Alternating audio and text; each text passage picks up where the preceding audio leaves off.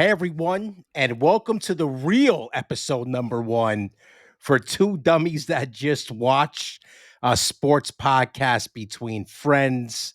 I am your host, Will Hernandez, and I am joined, as always, by my co host here for Two Dummies That Just Watch, and that is Mr. LeeJay Parrilla. LeeJay, take a bow. Welcome to the real episode number one. Welcome. We here. Let's do We are this. we are here. Uh yeah, this is gonna be a long episode. I'm just kind of warning people now because we basically missed like 2 weeks of stuff because we did the initial episode, I don't know, about a week and a half or so ago. We did it in advance and loaded that up. And shout out to everybody who downloaded the show, who gave us feedback on our little introduction episode. LeeJay, what was kind of the feedback that you heard from the first kind of intro episode? Kind of what I was looking for. Like Will said, we appreciate y'all. Whether it's one person listening, 20 people, 25, it doesn't really matter. We appreciate y'all downloading, listening, subscribing. Um, my best thing that I was told was like it felt like just what I wanted to do, which was like you and me, just like us going to the bar like we did on Friday and just having conversation. Yeah, Nothing yeah, sounded scripted. It sounded, it flowed. Um, that's mainly what I heard from people that I was able to speak to. right. Good. Yeah. And by the way, it was more than one person. Anybody listening? It was actually a couple of dozen of you, which I was You kind got of to start somewhere. yeah, and yeah, you definitely have to start somewhere. And I don't know, maybe I was a little surprised by that. I think the biggest thing that I was surprised about was where those people were coming from. So, for the people who are like somebody's in New Orleans, there's somebody in San Francisco, there's somebody in a couple of spots in New York. There's actually one person today, as we record this on July 14th, that was from someplace by New City, New York, which is on the left side of the Hudson, kind of out of Jersey border. So we see you. I don't know who you are, but It's irrelevant. I don't need to know who yeah, you are. I love you. we definitely see you. But you know what? We would love you even more if you subscribe to the Patreon. And I will be pimping that out every episode. And that's over on patreon.com/slash two dummies sports podcast. Again, patreon.com/slash two dummies sports podcast. And what I'll explain again with the Patreon is that there are two tiers, a $3 level and a $5 level, and you get certain perks with those different levels. And believe it or not, we actually have somebody already at the $5 level. So they're going to get a shout out on this podcast, as well as they asked the question this week, which we will save for our chatter later on, talking about New York City baseball and what's going on there. So, other stuff to consider. We're on Instagram, we're on YouTube, and we're on Twitter. So you've got those three things there. Basically, it's Two Dummies Sports Podcast on all of those. If I'm not mistaken, I'm going to bring him up right now because sometimes I actually forget. So on Twitter, it's actually Two Dummies That Just Watch. So if you do that all together with a two, it should come up. Two Dummies That Just Watch. And then on Instagram, we are under, I probably should have had this stuff ready. Two_dummies_sports_podcast. And I believe on YouTube it's the same. If you do a search for Two Dummies Sports Podcast on YouTube, it'll come up. Just do that and it'll come up. Hopefully the video will be up tomorrow. We'll see. I'm not a technical wizard by any stretch of the imagination. So there might be a little bit of delay with YouTube actually going up, which is why we probably prefer people to listen rather than go to YouTube. But if you want to go to YouTube, that's fine. That's what it's there for. So before we jump into things, I have a correction from last week. And I want to make sure we get the record right on this stuff, especially for me as someone who was the former journalist. I want to make sure that things are right here. So, one of the things that we talked about last week was the Mets in the playoffs in 1999. And I misspoke because I thought it was a 2 out of 3 series. It's not. It was 3 out of 5 back then for that wild card.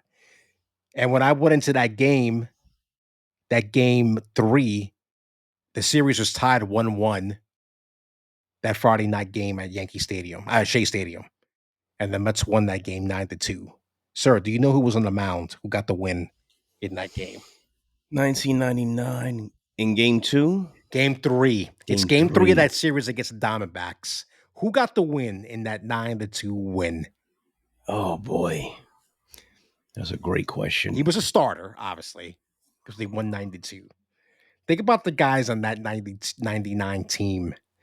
It wasn't Al Leiter. No, was not. Wasn't Mike Hampton. It was not Mike Hampton. I'm gonna go with Reed. Yes, it was Rick Reed. He got the win for them that night. So yeah. I don't remember anything about that game. By the way, I was looking at the box score and I was like, oh shit, I don't remember any of this. But I told you the one thing I do remember was they were just kept on scoring and scoring and scoring, and everybody around us was just like going apeshit every single time. So yeah, that was I just wanted to make sure that I got that correct because I knew when I was listening to the episode back, I said this shit doesn't make any sense, like what I said. So anyway, so listen, we got a bunch of topics coming up here. We basically got, let's see, 5, 6, 7 things. We're going to talk about Hard Knocks for the Giants. We're going to talk about Aaron Rodgers in Egypt and kind of the aftermath of that. I know, I can't believe I just said that. We're going to talk about Jalen Brunson and the extension. Bronny James. Good Lord, I have so much to say about that. We got our little halftime question, which is going to be about congestion pricing in the great city of Nueva York. Then we're going to jump into the current state of New York City baseball at the All Star break. We're going to talk about what we think about the All Star game now that we're in 2024. Spoiler alert, neither of us are probably going to watch the game on Tuesday. And then to finish things off, we're going to talk about our Mount Rushmore of cereals. Yeah. So, this is what happens when LeeJay and I go to the bar on a Friday before the Mets game. And we're like, oh, let's talk about our top cereals. I'm like, oh Jesus. Yeah. Let's go. So that's what we're gonna finish off the episode with. So, by the way, guys, they're gonna be timestamps for these episodes, and if you don't know what those are, that's basically just a way for you to find the topics easily. Because we know the statistics show that not everybody listens to the whole podcast. People like to jump around and they listen to different parts that they might find, interesting. So I'm going to make sure that I keep as good as timestamps as I possibly can. So with that being said, I'm wearing my Giants hat for the audio listeners because I knew that we were going to talk about Hard Knocks and the first 2 episodes of Hard Knocks. And I've actually got, go ahead. What are you going to say? Real quick before you start that, I want to get this over with because I hate doing this. Okay. But shout out and apologies to my brother Jonathan. That's right. I misspoke last week and bunched him and my other brother together in one piece of the conversation we were having, which was about sports and them not watching. Mm-hmm. So technically, well, not even technically, factually, my middle brother Jarrell watches the less sports. Yes. Jonathan does watch sports. He keeps up on it: baseball, basketball, football, and shows that are related to sports. So he's out there in Fredericksburg, Virginia. My apologies. So when you're driving to work tomorrow or Tuesday, excuse me, he'll be able to hear this. And I take a bow. And that's all I'm doing. Back to Hard Knocks. All right. We got that out of the way. So here's how I'm thinking we're going to do this. because we've obviously watched both episodes by now. So I want you to give me your quick thoughts through 2 episodes, really specifically the last episode, because there were a lot of things that happened in that last episode. I was angry watching that episode, and I told you that. Well, Like I was, more so you than me. I'm just yeah, watching it of as course. You're just watching it obviously. I'm as just a, watching it just to watch and just yeah, taking what I take from it. right. You're watching it as an NFL football fan, whereas I'm watching it as a Giants fan. So you and I are going to have probably two very Mm-hmm. different, or maybe the same, because we talked about some of this in the bar on Friday. But so give me a sense of what you thought, what you think 2 episodes through. Joe Shane never was going to sign Saquon Barkley. Never re-signed him. I knew that was. I just got that from that. Um, I don't know. The dude seems like a little sneaky dude. I don't know. I don't trust him. I'm not a Giants fan, so it's irrelevant to me. But The y'all, way he comes off, I agree. he comes off very. I don't know. I don't know. Also, the combine means jack shit. Who cares if that guy Xavier Worthy brought the record? Who cares? Doesn't Run matter. 4.44 flat and be wide open. If he got feet for hands, it doesn't matter. It doesn't matter. He's got to catch the ball. Especially if you're getting bumped at the line of scrimmage. That doesn't mean shit. It's all irrelevant. So the combine means shit. Number three, I should say. That's that whole segment with Dayball and the quarterbacks. Oh man, that dude. was wild. I That loved was every minute of that, bro. This is the funny thing, because my girlfriend Nelora was sitting on the couch, kind of watching it, because we're in the living room just with the AC, and she's on her phone, and we're sitting there, bro. I'm on the edge of my seat watching that. It was like I was watching a fucking game, because they were like speaking a different language. It was It was just fascinating to me. Like I told you, I would give a lot of money just to get one of those playbooks, just to see Oh what that is. God, I always told you that, yeah, defensively or offensively. So yeah, that little whatever it was, a couple minutes, 2 to 5 minutes, was yeah. It wasn't long. fascinating. Yeah, Was fascinating. yeah. And It then the was. Giants to say that they weren't going after a quarterback, Oh, that don't. clearly said it right there. Let's stop. Let's stop right there. Let's stop right there. Let's talk about that. You know why? Here's my little notepad. Okay. Here's my little notepad. Here are the quarterbacks that got mentioned, and I believe some of these guys were spoken to, right? Jaden Daniels, Yep. Drake May, JJ McCarthy, and Caleb Williams. Yeah, Caleb Williams. Yep. Caleb Williams. Everybody was in. They were going to show Caleb that they talked to him, because they talked to everybody. Now, to the wide receivers on this list, Marvin Harrison Jr., Yep. obviously Malik Neighbors, Mm-hmm. and what's his name? Adam. How do you say his last? Roma Dunze. Roma Dunze. Bro, you're this fact that they weren't interested in a quarterback is bullshit. One, and then two, we talked about this on Friday. Schoen went over to the Patriots fucking suite during the combine and said, "Hey, Don't forget about me if you're thinking don't forget about it. Yeah, if you're thinking about it." So and you know what the thing is too? I had the draft picks up here, right? So after they selected Neighbors, don't forget McCarthy went 10th to Minnesota. Minnesota. So he was there. And Adunze, I'm sorry, I'm butchering his name. He went 3 picks later to the Bears. Yep.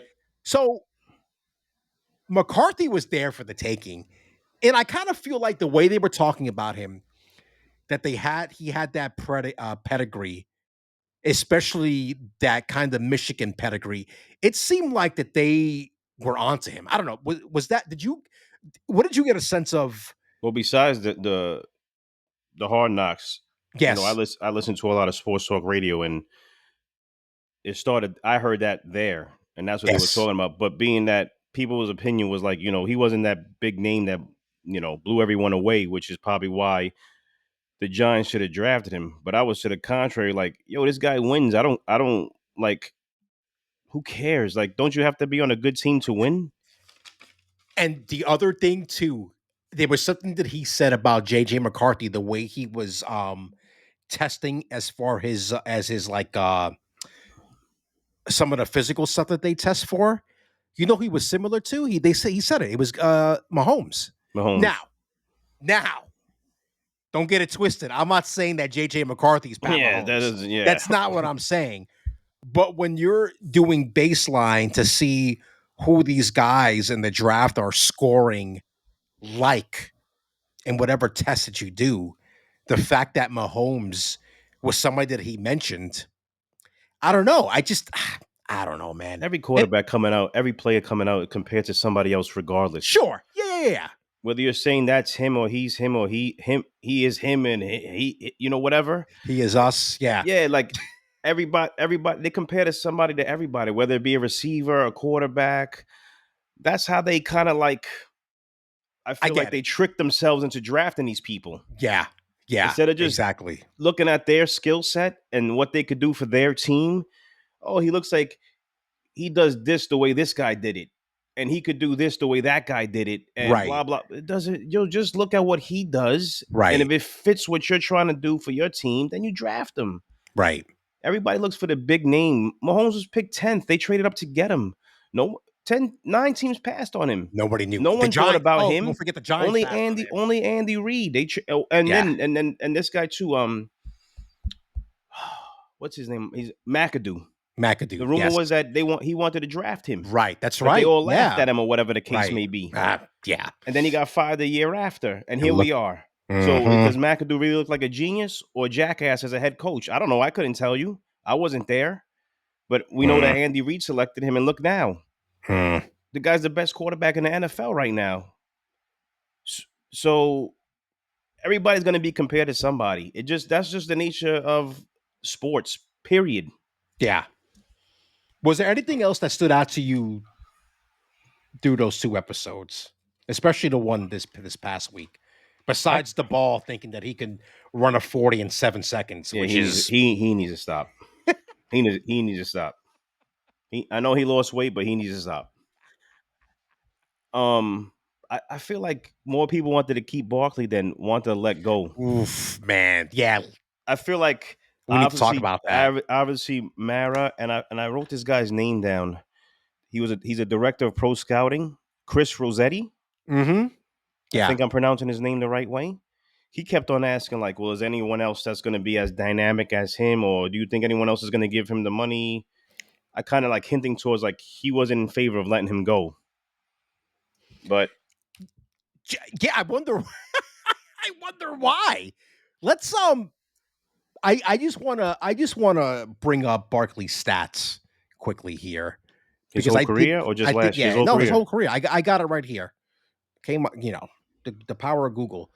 So career, he's 5,211 yards. Don't forget, he had a lot of injuries. He was drafted in 2018. Yeah, right. He had that one year he hurt I think he tore his ACL. Mm-hmm. That was year 2, correct? Year 2, year 3? Year 3, because he hurt against the Bears, but I don't remember what game that was. Well, that was the 2020. That was the abortion of a season. Don't forget.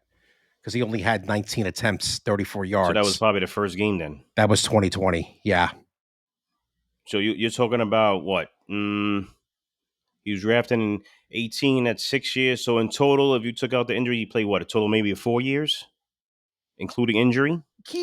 You're looking at really 2018, 2019 gangbusters, right? For the most part. Though he had a dip in 2019, and I believe it's because he did get hurt in 2019. Maybe. He only had a little over 1,000 yards rushing, 6 touchdowns. 2021 was not a good year either, because I think he came back late, if I'm not mistaken. 2022, he comes back full force, and don't forget, that was the year that they made the playoffs. They made the playoffs. So they beat Minnesota and lost to Philly. Right. So 1,312 yards, 4.4 average. He had 10 touchdowns, 57 receptions.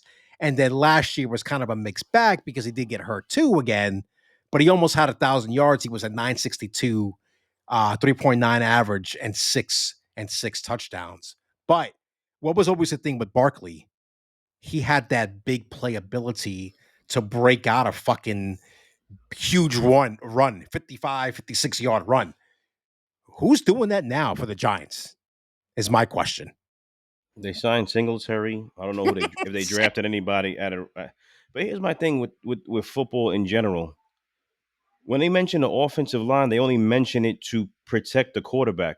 Yes. You Right. see where I'm going here? Oh yeah. So Barkley put up these numbers with the same lack of an offensive line that the quarterback had. Yeah. So is he not in the same sentence as Mm. not being protected like the quarterback's not being protected?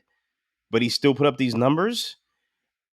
Is I just feel like these teams sometimes, general managers, whoever, they flip words, they flip narratives, just like fans do to have it agree with what they're saying. Right. And I don't see it that way. But I don't know jack shit. I just don't know. It doesn't make sense to me. Yeah, no, it doesn't. I just don't know where. I just don't know where the lost production is going to come from because you're looking at, and I'm just looking right now at some of his like receiving stats, right? Because don't forget, he's the safety valve a lot of times for Of Jones. course, there's no one open. Right. Little slip screen, he's there. So last year, he had 41 receptions for 280 yards, and he managed to get 4 touchdowns on those receptions. The year before in 2022, he had 57 receptions for 338 yards, no touchdowns. His first year in the league, he had 91 receptions. Not even fucking wide receivers get that many for 721 yards. He was averaging 7.9 yards a reception. He had 4 touchdowns. He had 30 first downs. The yardage dictates to you as a person watching. It's a little bit of yardage, but it dictates to you. That's exactly what he was. He would just sit there, right, maybe hit a little chip block. No one's open downfield. They throw it to him. Right, exactly. Because and then, if he was further down the field, the yardage would be more. Right. That's just me looking at it. Yeah, no, exactly. And then you look at the targets, which I think is important because again, safety valve, right? Last year, 60 times targeted. 2022, 76 times targeted. You go back to his rookie season, he was targeted 121 times. Like, he's not there. What does that turn into? Does that turn into a sack? Does that turn into a turnover? Right. Exactly. Like, where's the analytics in that? Sir, we're not doing that. No, we are, because it's annoying because they should have gave him some kind of money or offered him something. Yes, right. I agree. Shane made it everything that Shane tried to use in his favor, as if he made it sound like he was doing him a solid. Like, oh, go out and we're gonna let you go. Look at free agency. Who wants you? Blah blah blah. And then he said, Ring of Honor, Giant all time. The same reasons that you want him to come back to you is the same reason you should have used to sign him. Exactly. Which doesn't register to me. That showing is that how you say his last name? I think Shane, some Giants fan I am. Shane, let's make it clear. He never wanted Barkley back. That much is clear. I don't care what anybody tells you. I don't think so. I don't care what he says. He never wanted Barkley back. That's just the bottom line. And I just don't understand how you let that happen, especially, and I told you this on Friday, especially when your quarterback is Daniel Jones, especially when your quarterback is Daniel Jones coming off an ACL injury, especially if your quarterback is Daniel Jones coming off an ACL injury and he's not a good quarterback. Well, he did say to his credit, if you want to give him any credit, he did say that he didn't want to be paying Daniel Jones $40 million and handing it off to a $13 million or whatever dollar running back that he decided to get if they would have kept Barkley and decided to give him. But that's what you chose to do with Daniel Jones. I gave him Daniel Jones what he gave. Yeah. And right. Plus, they had don't forget at the beginning of the episode, what did they find out? They hatched the extra availability in the cap and the salary cap. Mm-hmm. So you could have. They just didn't want. They just didn't want it back. That's a simple thing. Yeah, I don't want to say the salary crap is BS, but No. sometimes I'm looking No. at the way these guys sign these plays. I'm like, how are they going to do that after they were just cash strapped? Yeah, exactly. You figure it out. That's my point. Right. Exactly. So some things that stood out to me. We already talked about Barkley. You can tell the disappointment in his voice during that phone on that call. phone call, definitely. Yeah, for sure. Xavier McKinney, stop tweeting, idiot. That pissed me off. I don't understand. I listen. You and I, when we discovered the NFL, there was no such thing as social media. If somebody was disgruntled, you might have heard about it in the newspaper. Now, you open up this thing. For the audio listeners, I'm putting up my phone to the camera. Open up fucking X, Twitter, whatever the fuck you want to call it, and complain about whatever you want to complain about. I'm just so sick about it. And we're going to talk about social media with the other thing too. But let's he we'll wound up signing with the Packers, right? McKinney? I think so. Yeah. Good for him. They gave him a nice bag. Because you don't usually see that for the safety. Right. Another thing that stood out to me, which I didn't realize, and I think is kind of crazy when you think about it. The people that the ball coached in college, Jalen Hurts and Tua. Yeah, he's made his rounds. He made his rounds. You go from those two guys to coaching Daniel Jones, who sucks. I'm sorry. Which I think is the reason why they kept Daniel Jones, and because they hired. You get what I'm saying? Well, they were thinking, he's a quarterback whisperer. No. That doesn't work if your quarterback is no good. Listen, that's our opinion of him. But for some reason, yes, this guy had, bro. I don't care. No offensive line. Doesn't matter. Nothing. I've never seen a quarterback last this long. No. 2-3 years in, whether you have an offensive line or not, if you were drafted in the top 10 and you were a quarterback and you haven't done it with or without what you need, you're gone. Yeah. Does it suck? Probably. Yeah. That's what I've seen these last 10 to 15. If you're not doing it, they don't care if you have an offensive line, running back. It's irrelevant. You're gone. You're gone. It doesn't matter. If there was a quarterback the year Dayball and Shane took over the Giants, if that was a quarterback's draft and the Giants were in the top 4 picks, Daniel Jones wouldn't be here. Exactly. Every time a new coach, a new regime comes in, they always say what? We want our guy. Our guy in there, right. When Robert Saleh, not to change this to the Jets, but when Robert Saleh and Joe Douglas came here, Sam Darnold was a quarterback for the Jets. Right. What happened? That was a quarterback draft. Sam Darnold was traded to the Panthers. The Jets drafted Zach Wilson. With the chances of drafting Trevor Lawrence if they didn't lose that game to the Chargers. Right. This is what happens every time. Every time. It's stupid. This guy has lasted his whole rookie contract and got an extension. He's had a nice couple years, but what? Yeah. It doesn't make any sense. I'm going to make a wrestling reference for y'all. Daniel Jones has had more chances with the Giants than Ric Flair's had retirement matches. Jesus Christ. Seriously. Think about that for a second. It's and listen, I love bringing up the story. Every time sometimes when we get on Jones, I bring up this story, and I'm going to bring it up to share with the rest of the audience. It was that Thanksgiving game. You and I are sitting at the couch at my mom's house, and Jones overthrows a wide open receiver. I remember that. I do remember that. And you and I looked at each other, and we were like, I was like, I can't remember exactly what I said, but I Probably said, he ain't it. Yeah, this is what I was talking about. This is what we talk about. How do you miss a guy that is wide open across the middle of the field? Like I stated before, I don't even have to watch anything. Based on what general managers, owners, and coaches do when they come in and take over a team, they want their own guy. The Right. draft that year sucked for quarterbacks. That's why Daniel Jones was kept. The idea wasn't Daboll to come here to fix him. No.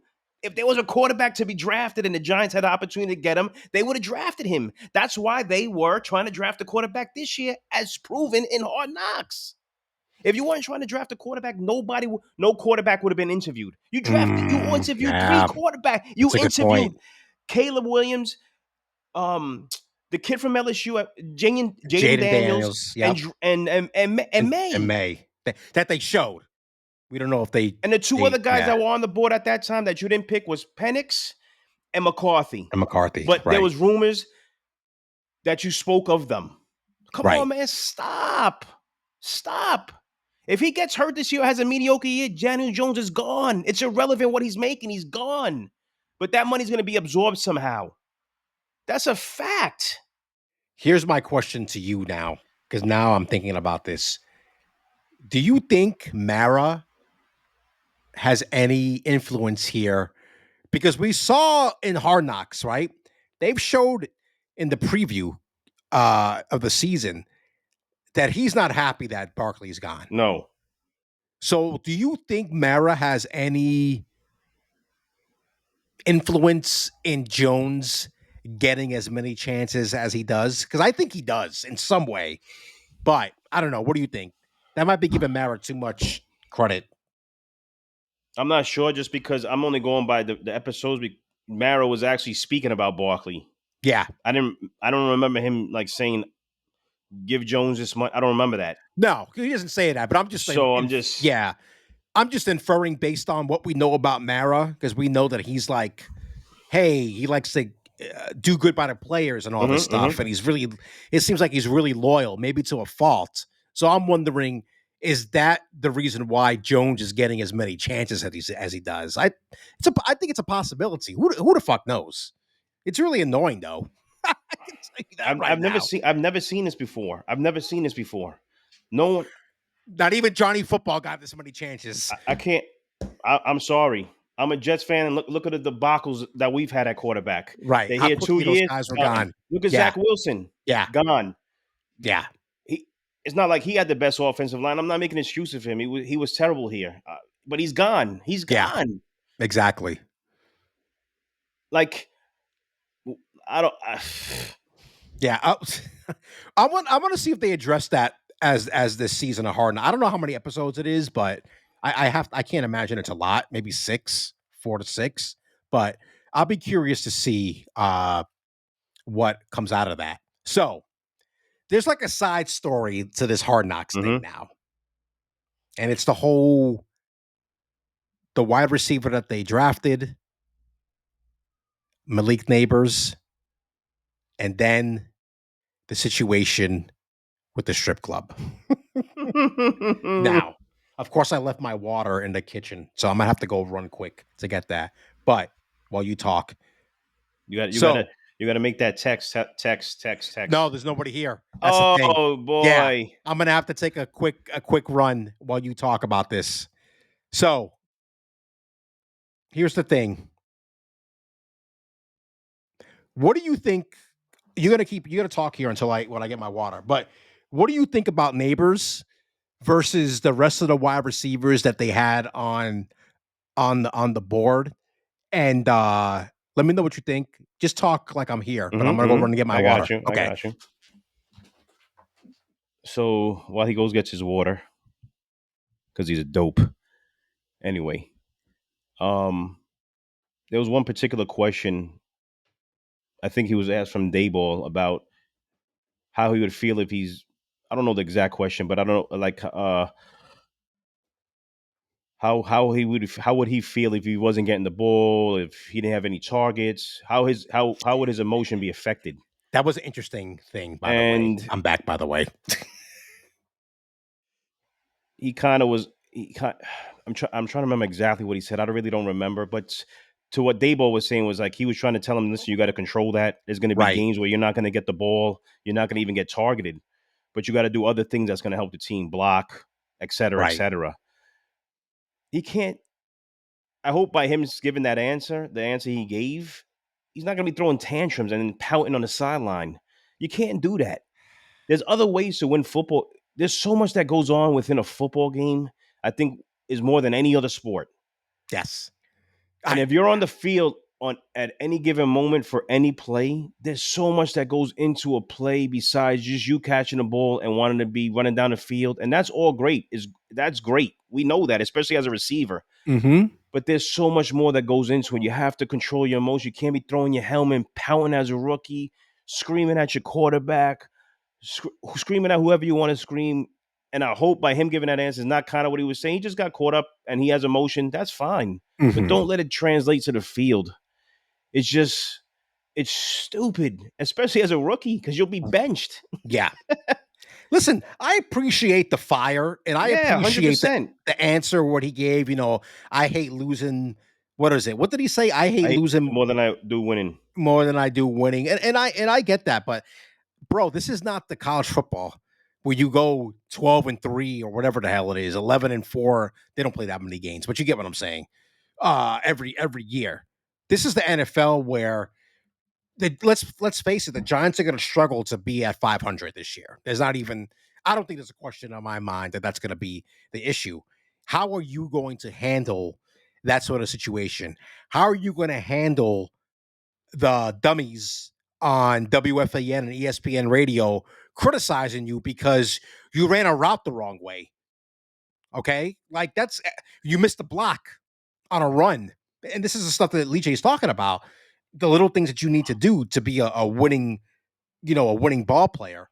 So, and I told you, I there's some. I don't want to say it's a red flag. Maybe it is, but his answers combined with the situation with the strip club. I told you on Friday that I think the Giants are going to regret drafting this guy because it just, I get those OBJ vibes and I don't like that. And I'm not just saying it because he went to LSU as well, but I just get those vibes and it worries me. Now, let's talk about the strip club thing. So, the day after the episode comes out, I think it was either that day or whatever. Everybody was kind of like, "Oh, Neighbors, came off well in the Hard Knocks episode." But guess what? Everybody was talking about instead him on social media at a strip club with basically wads of cash in his hand.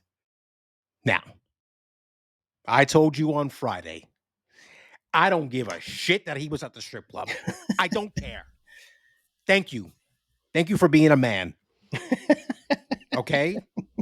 Thank you for being a young man and wanting to see naked women. I applaud you for that in this day and age.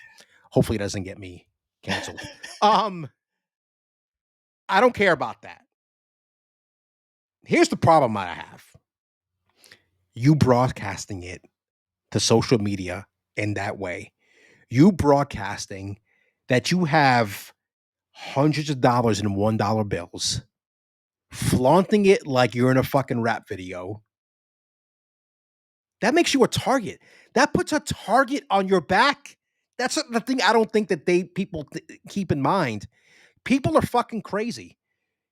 Have you seen what's happened this weekend? People are fucking crazy. You don't know what's gonna happen. No, seriously. Like you don't know what's gonna happen when you step out. Now, I'm not saying that you don't leave your house, but bro, you know these fucking gangbangers that want to make a name for themselves. They see some athlete with a lot of money. Oh, this guy's got money. He likes to flaunt it coming out of a strip club. Oh, let's see where he's gonna be posted up tonight. I don't know, man. It's just somebody said something in the aftermath of it.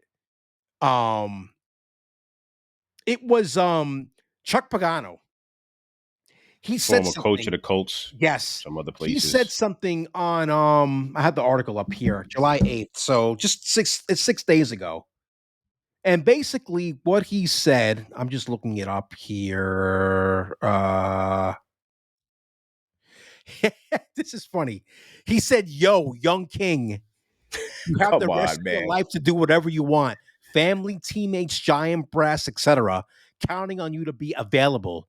Sacrifice now will be worth the wait. Trust me. He did this on Twitter because he was kind of being, maybe a little bit tongue in cheek. Tongue in cheek there, probably. Yeah, a little bit. He doesn't mean But anything by that. no, he doesn't. But again, But and I'm somebody has looking, turned it into something else. of course, Whatever. I mean, it's been 6 days, so. But again, I'm looking at the article here, and I'm looking at the screenshots of him being in the strip club. Again, I don't care that he went. I don't give a flying fuck that he was at the strip club. I don't care. It's what you're doing there on public, in showing the money on social media. To me, I think that's stupid, and I hope somebody pulled them aside, Giants personnel, and said, "You can't do this."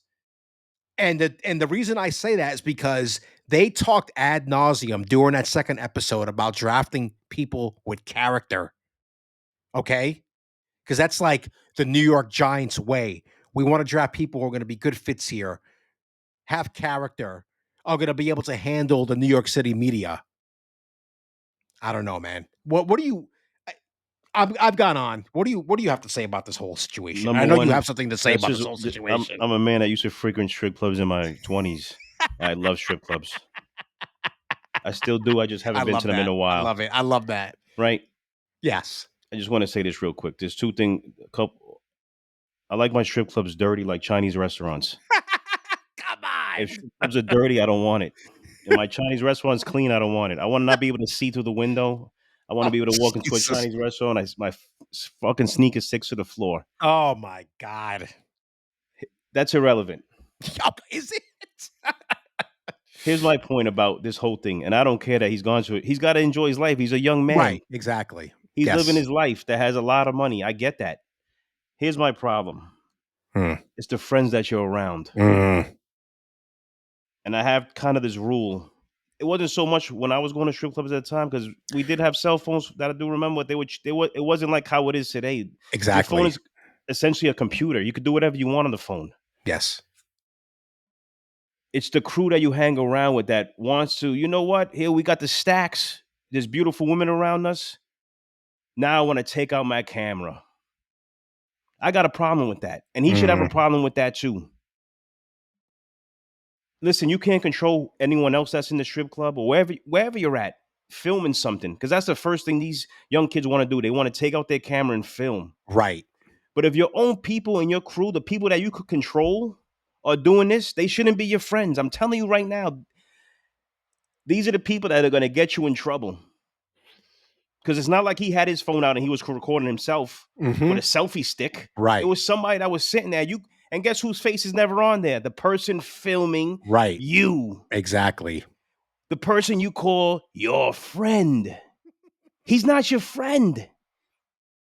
I'm sorry. And the minute he found that out and he's getting any negative backlash, that person that was your friend, he shouldn't be your friend anymore. I'm sorry. Exactly. No, I agree. That's just with my that. opinion. I That's agree. how I was raised. I agree. And it's true. I've gotten caught up like that. These people are not your friends. They're not. They're not. You go to the strip club nowadays, you're with a group of people, your phone stays in the car. If you don't like it, you ain't coming in there with me. You ain't coming in there with me. And this doesn't only go for strip clubs. This goes if you're going out, Vegas, the hot spots of the world. Yeah, exactly. Should we say? Right. The hot spots. I get it. Leave your phone in the car. If you can't control yourself, I'm going to have you escorted out of this group. And I'm going to block you forever. Period. Stop. Not everything needs to be broadcast on social media. Everything doesn't need to be broadcasted. It's simply what I'm saying. It's stupid. We know you have a lot of money. You could have had no money with you at that time in the strip club. But if the strip club owner knows who you are, guess what you're getting? Women. Yeah. You dope. This is what happens when you're famous. You don't get to pay at restaurants. You don't pay wherever you go. So whatever you got and whatever you were getting from those strippers, you were going to get it regardless. With or without the phone, with or without money. That's my point. Yeah. I have to pay. Sometimes I have to pay double. Right. That's irrelevant. By the way, 4-year rookie contract, including a 15-year option, worth $29.2 million, fully guaranteed. Come on, bro. including an $18 million signing bonus. Just in case you're keeping track at I home. mean, what are we talking about here? You don't have to. You don't have to. These TikTok people. Yeah. By the way, speaking of TikTok, I tried, bro. I tried to get us on TikTok, and we're not made for TikTok. That's not us. We are not those people. So we're not on TikTok. Well, we are, but I'm deleting it. Just FYI. So don't go looking for it. All right. Enough about the Giants. We've spent a lot of time talking about them. Holy shit, like 40 minutes. Okay. So why don't we switch gears here and talk about the other football team?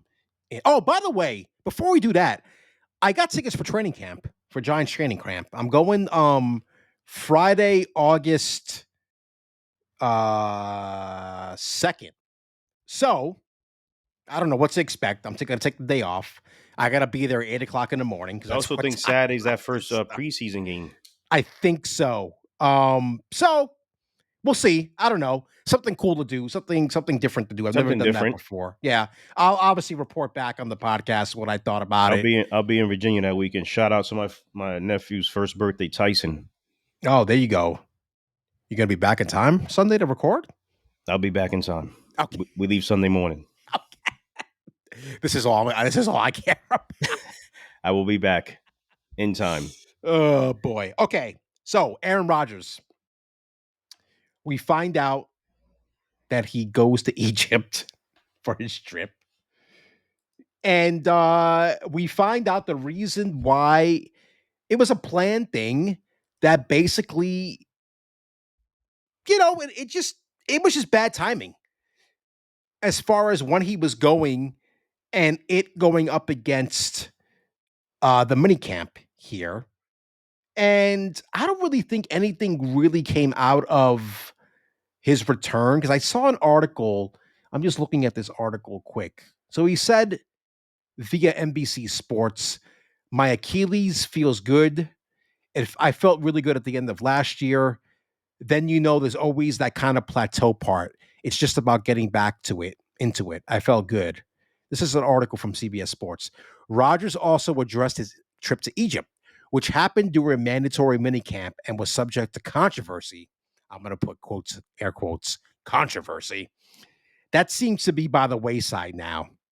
Quote, had a beautiful trip to Egypt, Rodgers said. This is like the last marker.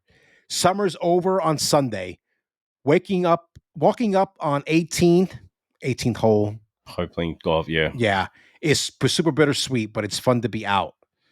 So yeah, I mean, it doesn't seem like anything really kind of came from him being back from that trip. And now let's see, training camp starts on July 23rd for the Jets, is when they report the training camp. So that's in 9 days. It's about 9 days, no? Yeah, from when we're recording. So we'll still have another podcast before they actually So a week from Tuesday. yeah. But I guess, and we don't have to stay on this very long, obviously, because it's just, I saw the headline. I just want to get your feeling about, because I think it's something that we talked about in the test episode, but we never talked about here. So your feeling on all this bullshit surrounding Rodgers missing the mandatory minicamp. It's very short and sweet for me. I'm not staying on this very long. I don't give a flying F. I just want my team to win, and I hope he's the guy to do it. Because I didn't agree with them signing him, trading, whatever they did. I didn't agree with it. I'll admit that. Yeah, you did. You're right. You told me a lot. So with that being said, I don't give a flying F. I just want them to win. Whether they win, if they have a couple games in Egypt, Canada, Mexico, the moon, Pluto, I don't give a shit. I just want to win, and this is all stupid. This is like a talking point that these dopey writers have nothing else better to do. These analytical people. Oh, he went to Egypt minicamp. Oh, he didn't get to throw the ball to Garrett Wilson, who was wearing no equipment. Who gives a shit? Who cares? Who cares? Can he do it between the lines on the first weekend of football, the opening day? That's all that matters about. That's all that matters. And with that being said, I don't care. To be fair, I will say it seemed like it was more the fans. Some fans making a bigger deal about it than Those same fans that are like these dopey writers that never picked up a baseball, a football, a basketball, a golf ball, never picked up their own balls, and they want to talk to me about Egypt and Quegypt and Egypt. I don't give a shit. I don't care. I just want to win. Period. Stop. I'm done with this. Oh my God. Well, on that note, we'll obviously be talking about training camp once that gets started. So this might be the first time I'm really like in tune with training camp because I kind of don't give a shit about training camp, to be quite honest I with think you. being there is a cool thing, though. That's cool. It's Yeah, different. no, I'm looking forward to going. You definitely get autographs. You might get a football mate. Who knows? Yeah, who It's a knows? I different. mean, I can because I think they're more interactive with the fans. No, they are. Yeah, because yeah, there's yeah. nothing going on there. It's essentially you're watching a practice. Yeah, you're watching a practice. You're watching them, throw a ball around. You know what I mean? Obviously they're running plays and stuff like that, but you know what I'm really excited about though, because you know what's next door to the training facility.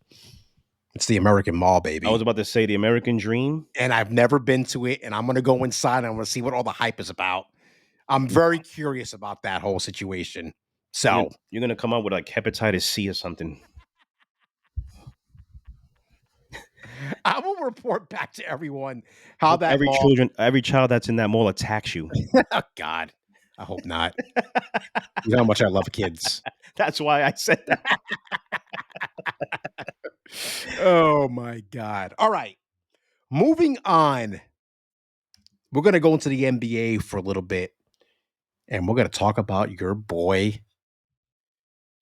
Jalen Brunson, sacrificing his bank account for the good of the Knicks to have flexibility to add to the team.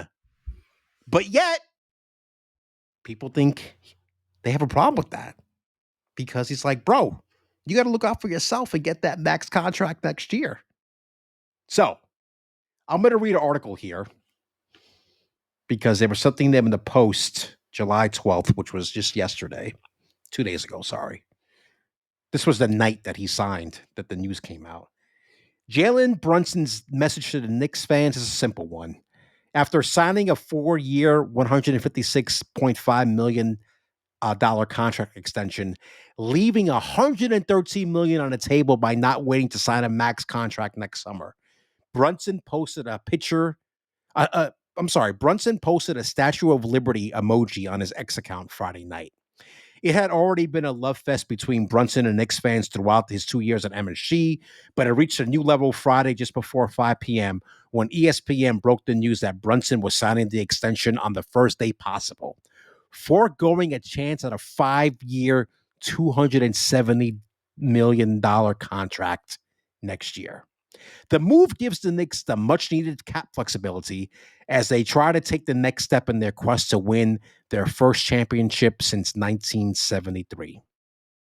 Sir, we talked a little bit about this on Friday, but how are you feeling right now about Jalen Brunson and the sacrifice he made for the good of the people of New York City? Respect. But I've always thought this too. This might come out crazy, me saying it right now. But I don't make and nowhere in my lifetime will I make anywhere close to that much money. Right. And I this is a little tongue in cheek, so I don't want to hear, oh, the difference is 150 million. No shit, I know how to do math, whatever the number is, you dopes. But he's still good. And I Yeah, think that's bro. how he's taking it. Yes, So I this might agree. be a player that every fan and everybody out here, Stephen A. Smith, all these people that say, oh, these players ain't worried about winning. All they want is worried about themselves. Blah, blah, blah. Here's a player now that sacrificed a little bit.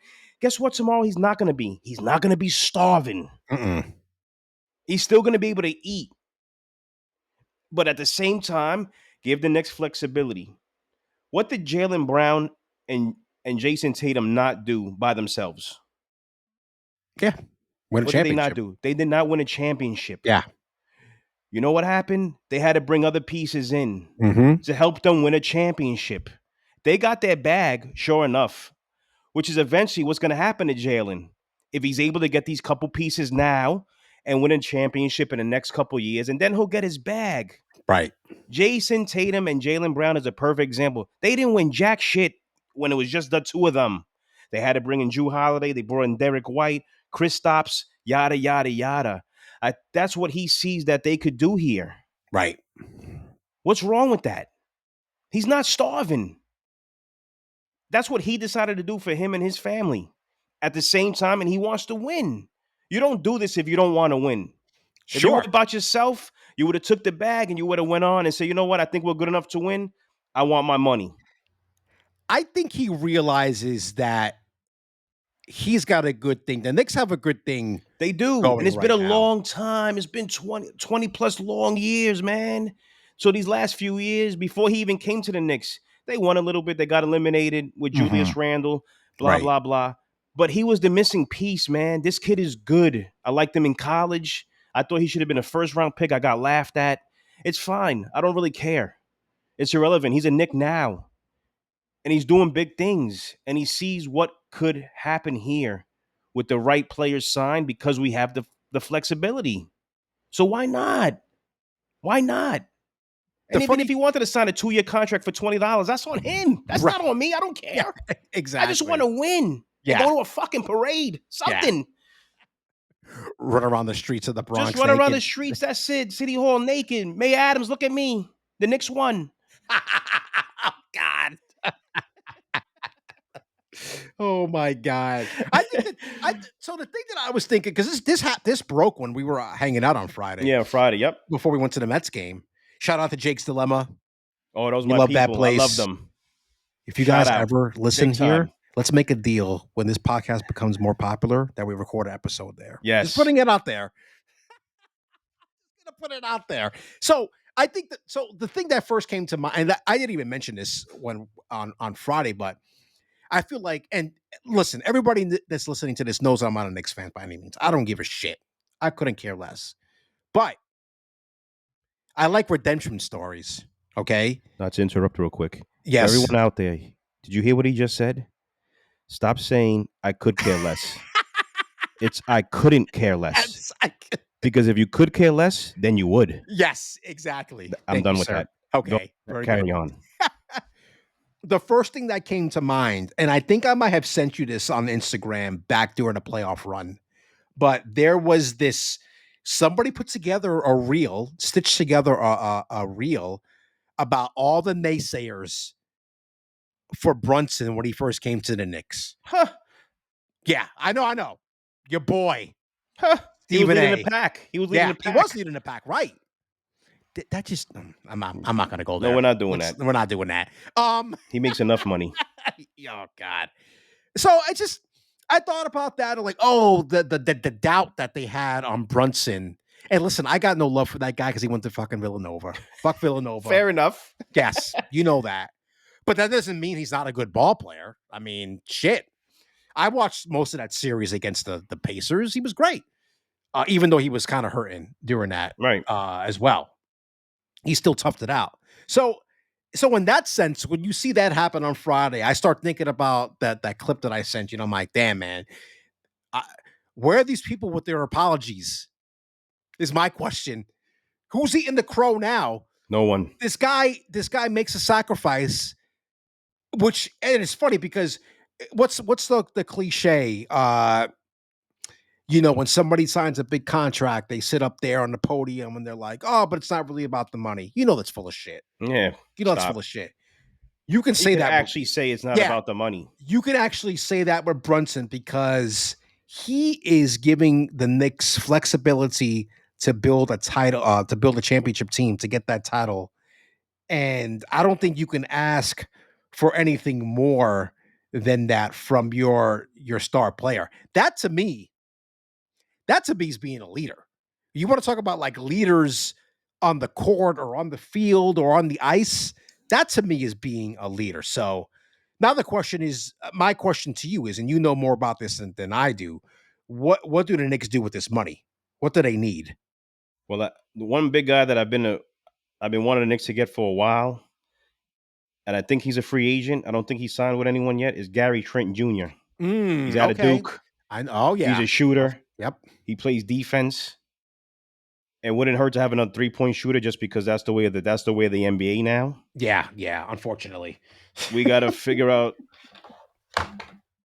getting another big man yep. Because you lost because we this lost guy. Hartenstein. Right. Mitchell Robinson's there. He's always hurt. And right now they got the backup Jericho Sims, who hasn't really had any like big time minutes for the season. He always comes in like whatever when they need him, garbage minutes, blah, blah, blah. I wouldn't be opposed to them re-signing Precious Achua. I wouldn't mind that. I like what he did for them when they picked him up in the trade this year. What a name. He's actually I actually think he's from Brooklyn, if I'm not mistaken. Yeah, because I think his brother is Gaz Gifts-Achua, who was on St. John's. Yes, if I'm not mistaken. Yes, right. So that's a couple of the things that I would. I don't think Gary Trent Jr. would cost a lot of money. You could sign him to a 1-year, maybe 2-year contract. Precious, probably not going to cost you a lot of money. They are siblings, by the way. Just wanted to make sure about that. Yeah, and that's something I would see if they could do right now with that money, because I really haven't heard any of the. That's just what I would do. Wait, Gary Trent Jr. is available, and he's only 25 years old. Holy shit! I think he's a free agent. If I'm not mistaken, he is, right? Yeah, he's a free agent with Toronto last year. Was it Toronto? Yes. Yeah, I like Gary Trent Jr. He's a total opposite of his father. I don't know if you remember him. He was a smaller guy, but he was like a bigger dude, husky dude. He grabbed rebounds and stuff like that. His son is just he's a 3-point shooter. He defends, goes to the basket. I think he would be good for the Knicks. I just don't know how much he's asking for. So yeah, I'm not seeing anything here. So here are some. I'm just looking at this article quick because I'm curious what some of the notable Gary Trent. So this is the guys that they mentioned. This article mentions on CBS Sports. The top 30. They rank 30 people before for offseason. That are free agents. There are 4 guys that remain on their list: Gary Trent Jr., Tyus Jones, Isaac Okoro. I like him too. He's from Cleveland. Markel Fultz. And then they have Okoro might have just signed. I'm not 100% sure. Let's see. With Phoenix. I'm going to click on his name and we're going to see. I don't know. Is he on? No. And I'm gonna read the other notables because I think that some of their some interesting names. No, that might have been somebody else. No.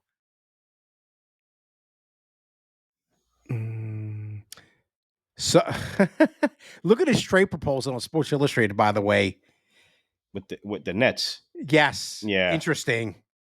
Huh. Anyway, going back to the notables who are still a free agent. Dinwiddie. We talked about Ochua, Luke Kennard, Landry Shamet. How do you say that? Yeah, no, thank you. Doug McDermott. No. Talon Horton Tucker. No. Sadi Osman, Jay Crowder, Patrick Beverly, and Gordon Hayward. God. I think people are going to learn. Gary Trent Jr. is the guy for me. Yeah. I think people are going to learn, and I'm apologizing now because I'm probably saying a lot of these names wrong. This is how out of fucking whack I am with the NBA. I don't know who the fuck half these guys are. Luke Kennard played for Duke. Yeah, which is crazy. Yeah, because I used to be so into the NBA and knew everybody, and now it's just like I don't know anybody. I'm gonna fix that. Don't worry, guys. That's gonna be a goal for even I'm gonna be watching the shitty Nets. By the way, bro, did you see? This is related. What the NBA plans to do as far as when this new NBA TV contract, they're basically going to have a fucking game on every single day. Like on the, a game with the game of the night or whatever, which is, bro, you don't even need the NBA. When you sign that big TV contract, everybody wants a piece of the pie. Exactly. And you don't need the league pass as far as I'm concerned. Because why do you need that when they're going to put the marquee The league pass to me is just an empty hole. Yeah. There's so much basketball content during the week. Yeah. Because even the days that they don't have it, to me, or like Saturday, and I'm usually doing something Saturday anyway, so Yeah, same I'm here. not Yeah, gonna. yeah, yeah. It doesn't matter. I don't care. Yeah, exactly. Yeah, it's Because league crazy. pass is to me, league pass is a waste. I mean, unless you're living out of market. Right, and you Like when want to I see was it. Like in, if I was yeah, living in California and I wanted to watch the Knicks, obviously I would get league pass, but that's right. not the case. Right. When I So I was get living it. in, yeah, living in Boston and living in Chicago, I always had league pass. And thank God they did the smart thing. And finally, when I was living in Boston, you can subscribe to the one team. You don't have to get the whole Right. shebang. So, which is nice. NFL, that might be happening as part of this lawsuit. By the way, we'll see. TBD. So, Bronny James. Your man. Oh boy, I. mm. I haven't been watching summer league, so all I see is what I No, see on social media. we just see stats. Yes, we just see stats. I didn't need But to see stats to tell you what was going to happen. I'm not Cleo. I just we said it. Everyone said it. she, Oh, is she? Oops. yeah, oh, she's got to be. Let's see. She definitely has to be. Been a lot of people dying this weekend. Holy shit. Now she's joined. If she's up there, that means Richard Simmons, Dr. Ruth, and Shannon Doherty joined her this Shoot. weekend. Bro, And somebody Jacoby else almost joined them too this weekend.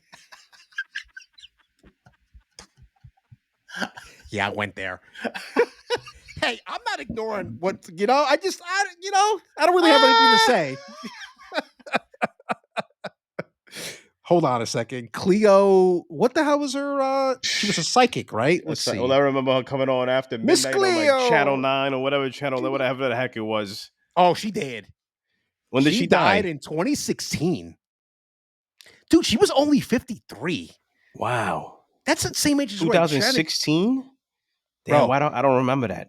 I have to say, I 53. What did it say she died of? Let's see. Sorry, folks, we're going down a rabbit hole here. Yeah, sorry. She had colorectal cancer. What is this? I thought she was about to say she had chlamydia. Jesus Christ! I was like, what? People die. I don't even know what this is. It's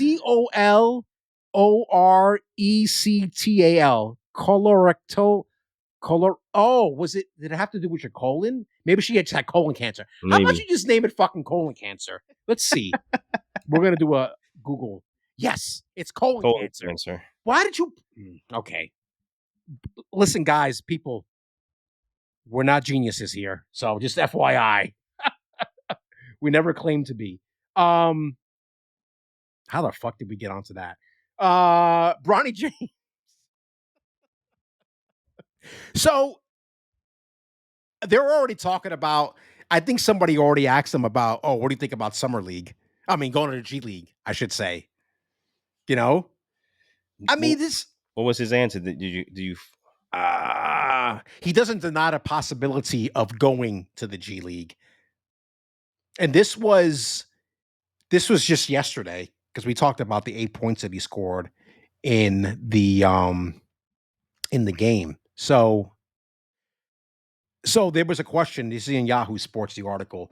With the slow start, it was inevitable James would be asked if he would open to a G League assignment to get in competitive minutes rather than sit on the Lakers bench. The question came up Friday, with James not ruling out the idea via ESPN. I'm just looking forward to any basketball I play, no matter what level I'm playing at, James said. James signed a guaranteed, by the way, this is what we're here to talk about. One of the things we're here to talk about. He signed a guaranteed 4-year, $7.9 million contract with the Lakers before the season started. Dude, he's guaranteed $8 million right off the bat. I hope it helps his father pay the bills.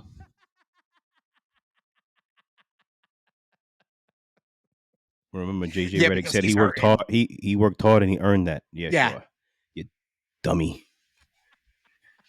So let's listen. I'm not trying to poke fun at Bronny because he could probably beat me. Oh yeah, that I know. Not even a fucking question. But this goes back to our conversation that we had before with coaches. Yes.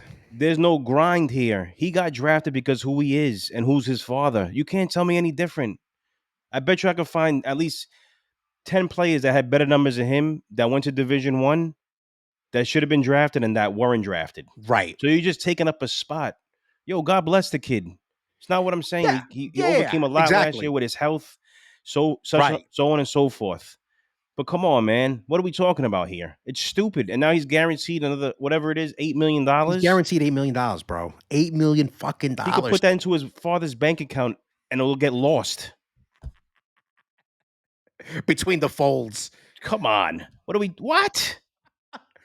Listen, I would be singing a different story had he had a more maybe even a halfway decent college career, but he didn't do shit at USC. I watched a couple of those games on FS1 and I didn't see anything like I didn't see anything.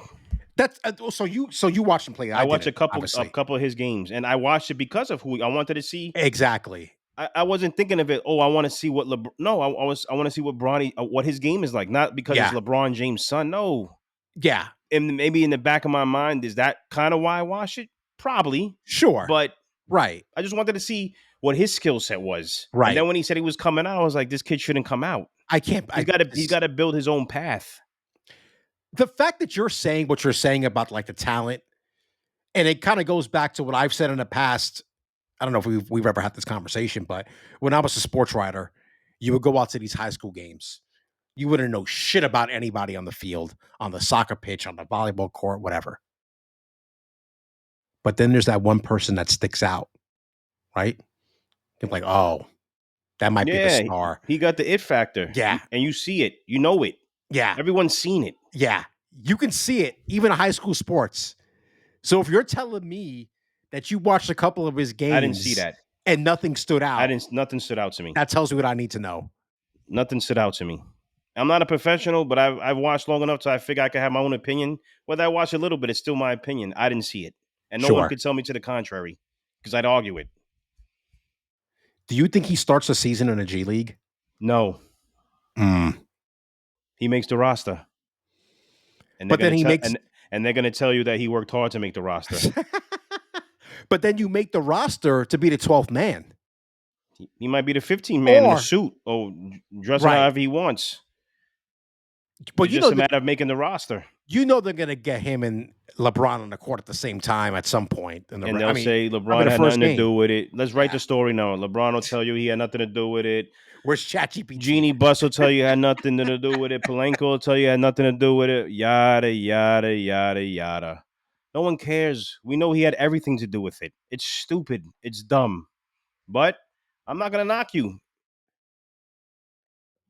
But yet you do what you got to do. You got Wojciechowski on Twitter saying that this is not about what's the word? Nepotism. Nepotism. Yes. Bullshit. Come on, bro. Then he starts giving up other examples in the league. I hate when people listen, dude. It's not about that. Stick to the script. Yes. Exactly. Stick to what we're talking about. Exactly. When you start doing that, that you're telling me that you agree with me. Right. Listen, I hope he has a good career and gets out of the shadows of his father. Yes, I exactly. do. That's not what this is for. Yeah. This is me saying, as well as others, you got to build your own path and not get a path because of who your dad is. Don't be riding the coattails of your father. You're not going to be your father. I'm pretty confident in saying that. You're not going to be who your father is or going to be. It's so interesting to have this conversation and thinking now back to we saw Marvin Harrison Jr., right? During that the Hard Knocks episode. And listen, his father was great, right? But this guy looks to be potentially great. That's a good, let's use him as the example. Yes. Ohio State's on every Saturday, pretty much. Mm-hmm. I watched the kid play. Yes. I could say he could be better than his father. Just do that. Yeah. It's very simple. If you watch college football and you watch basketball, Marvin Harrison Jr. has it on the football field. Yeah. He does things better than his father that his father did him in the college level than his father did as a professional. Pro. Yeah. That's my opinion. I get what you're saying. Yeah. I'll take your word for it because I've never seen him play. That's my opinion. That's a perfect example, but that's exactly what you just said. But the fact that Harrison got drafted where he got drafted, which is what, number 4. Number 4. Because I've got the pick still up. and Bronny gets picked in the second half of the second round, and you had supposedly had his agent threatening teams not to fucking draft him to the Giants so the Lakers can get him. But I mean, The two what? teams were the Lakers or the Suns. Jesus Christ, what are we Like, doing who here? cares? Who cares? It's stupid. Ah, boy. Snooze fest. We'll see. Listen. When has the national schedule come out yet? I'm not sure. I don't think so, but I'm not sure. I do want the NBA, if you're listening, opening day be Boston, New York. I want Oh my the Knicks God. to I be don't there think when Boston's raising the banner. I don't think.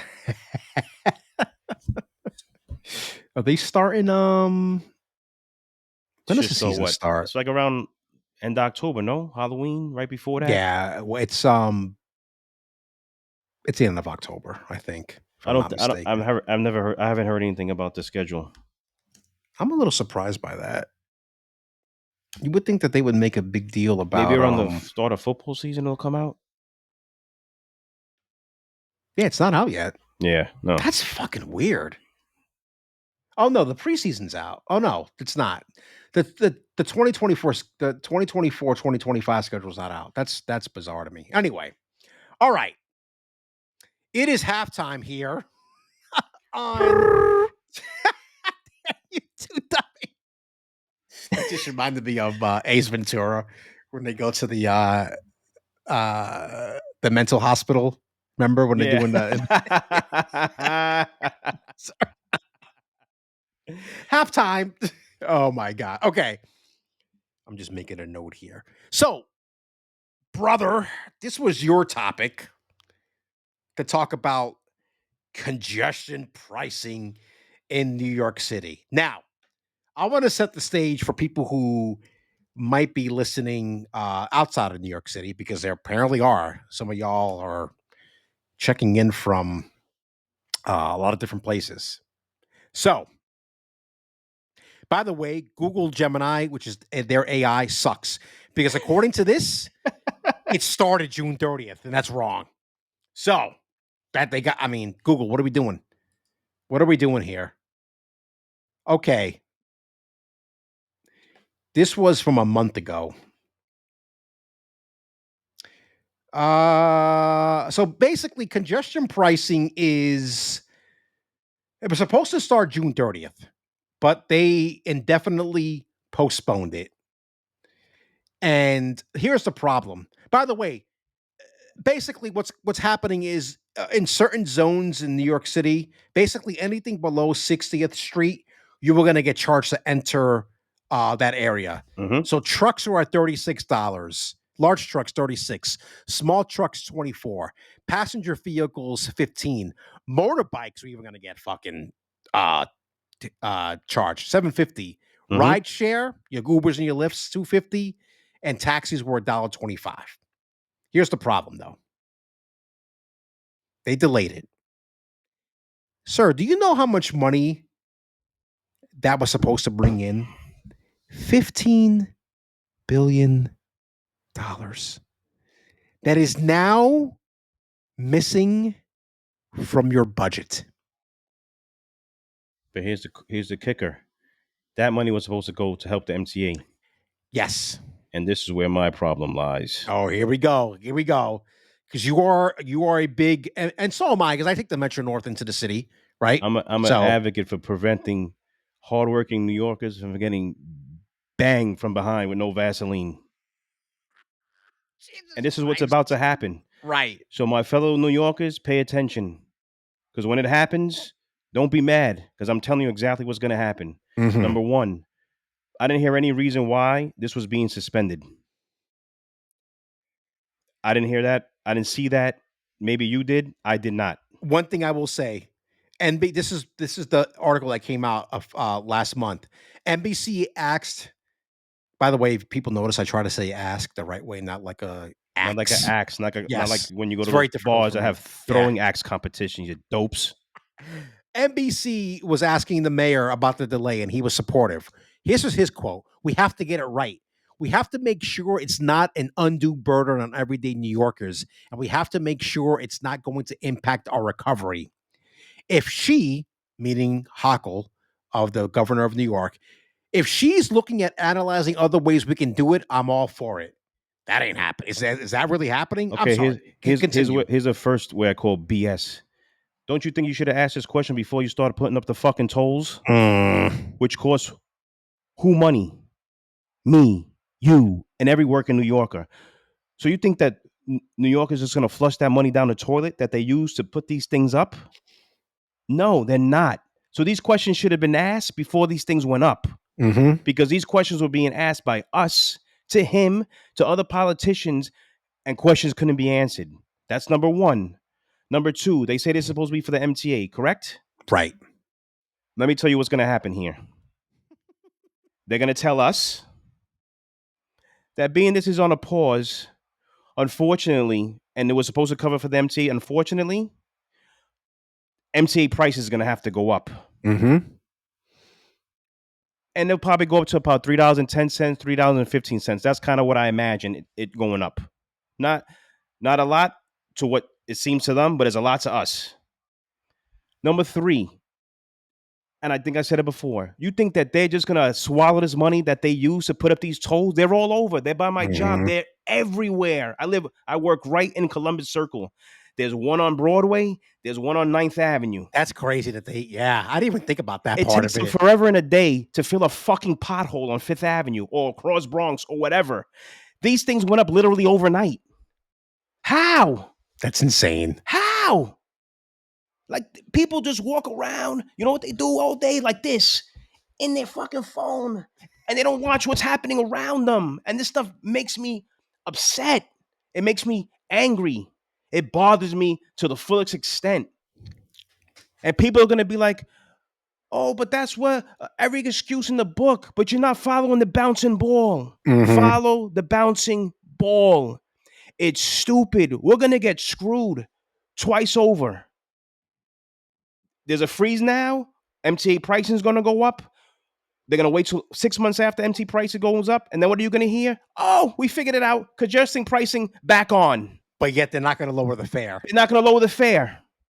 So you're going to, as New Yorkers, you're going to get banged twice. And all the propaganda you see. Don't you want your ambulance to get to you quicker? Oh, Who my the fuck's God. I'm dying? What is wrong with you people, man? Pay attention. Pay attention. One quick thing. I went down a little rabbit hole the other day. Okay. I'm going to give you something right now. Where's it at? I just had it. As of June 2022, the George Washington Bridge generates over $1 million per day. That is insane. And you and I always talked about that. How much you think in revenue from tolls on eastbound crossings. Right, coming into the city. That's right. only coming in. Because there's no toll going the other way. Excuse me. So that's 300. God. Which adds up to 350 per year. Now it says here it generates around. Okay. That could be more. Yeah, because fair enough, it could be less. Yeah, it could be. It's less because of the whole. Yeah, and guys, just because it's not adding up to 365 million, it's because probably if you have a Easy Pass, it's cheaper. It's cheaper. You got correct. So it's approximate. But then again, it's approximate. It could be more, but that's a lot. It could be less. It's not less. And that's just one bridge. That's just one bridge.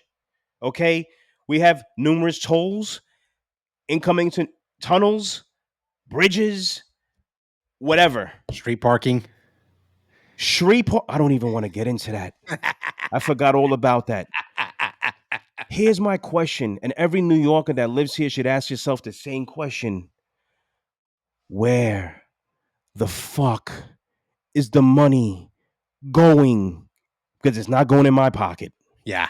Every time I look, another nickel, another dime is taken. But they still want me to travel into the city to feed the economy. Let me tell you something. I bring lunch majority every day. I'm not feeding no one's economy. Do I ask people on 5th Avenue to come to the Bronx to feed out my economy and go to the local bodega to buy a sandwich because they're starving? No. Holy shit. It's the responsibility for the people that live there. I only work there 5 days a week. I'm not going to grow the economy. Mm-hmm. We could go down a further rabbit hole. I'm not doing that because I really don't want to disappear. Sure. Right. But I go to the city 4 days a week to go into the office. The city's packed. More people are Yeah, coming it to is. work for Crazy. whatever reason, going back into the office. I see a lot of tourists. Tourists. Yep. Stores are packed. Restaurants are packed. What do you need me for? I make $85,000 a year. You don't need me. That's before taxes. Right. And I pay child support for 2. That's no one else's problem but mine. What are we talking about here? But I can't take the train where there's homeless people on there. These people need help, man. You just leave them on there. What happened to all the COVID cleaning and the train smelling fresh? Bro, don't get me started on that shit. It smells like a urinal in there. But I got to take this. This is my transportation to work. You want me to take the train? It smells like a barn. Have you ever been to a barn? I've been to plenty of barns, and that's what it smells like. It's terrible, man. But this is the stuff they want to feed down your throat. We're trying to get AC for the platform. I don't care about AC for the platform. I've been taking a train 41 years. Right. I took the train when there was no AC on the train. I'm sounding like the old man right now. Yeah, get off my lane. I don't care. Get off my lawn. I don't care. I took the train with graffiti on it. Remember those fans that blew the hot air into the train? Those big fans? It was no AC. We took the train. I feel like those trains were better than now.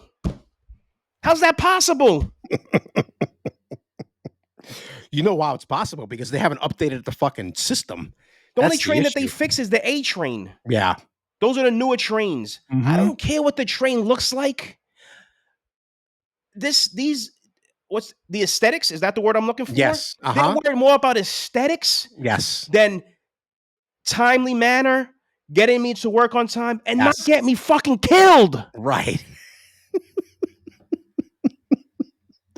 Holy shit. Like, what are we doing here? This is stupid. But it's the best city in the world.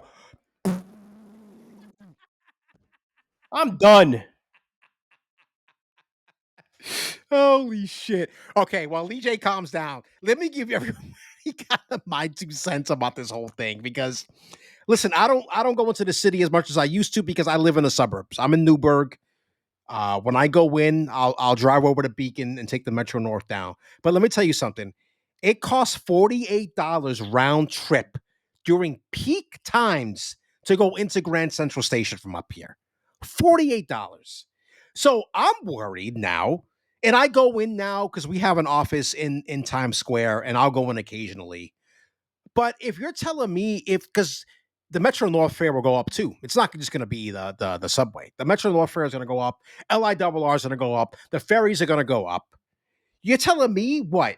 Is it going to be $26, $27 one way during peak hours to go into Grand Central Station? I got a hard time. It's a hard pill to swallow. Yeah, it's a very hard pill to swallow. Even if it's once a week, it's still a hard pill to swallow. I'll fucking wait in the city and drink. That wait sounds for it to go worse at once a week because that's still $200 a month. Exactly. If I went in once a week, yeah, it's crazy. For 8 train rides. That's insane. That is fucking insane. Here's the other thing too, and I wanted to let you finish about the gap in the budget, and I'm going to give you all an example because I've lived through this in a different city. When Chicago instituted a plastic bag fee, I forget what it was, 5, 10 cents, whatever it was, right?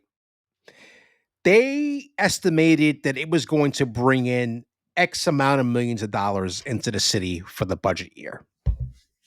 But guess what?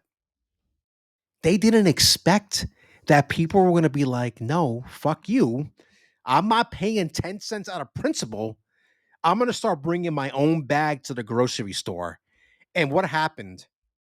The Chicago city budget had a gap of millions. I'm talking about hundreds of millions of dollars in the budget because people said, fuck you and your bag fee. I'm going to start bringing my own bag. And then the city had to scramble to make up the difference. I don't remember if they did or not. And this is a long time ago, guys. I'm talking about like, I don't know, probably early. This is like 2010. This is a long time ago. But this is to LeeJay's point about in this whole discussion, you stop the congestion pricing, somebody's going to pay the piper for the difference in the budget shortfall. It always happens. And you know why they're not going to borrow that money? Because guess what? Interest rates are high and that money's going to be very expensive to borrow. So what's going to happen? Guess who's going to get screwed? Hi. Us. Yeah, exactly. Hi, everyone sees So- me? Hi. Me. Holy shit. Okay, anything else to say about this? Any final parting words on this congesting pricing debacle?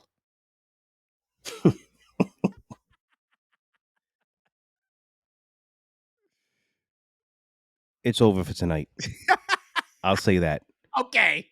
I'll also say that my mom and dad conceived me in the wrong city. Let's move on. Jesus Christ. All right.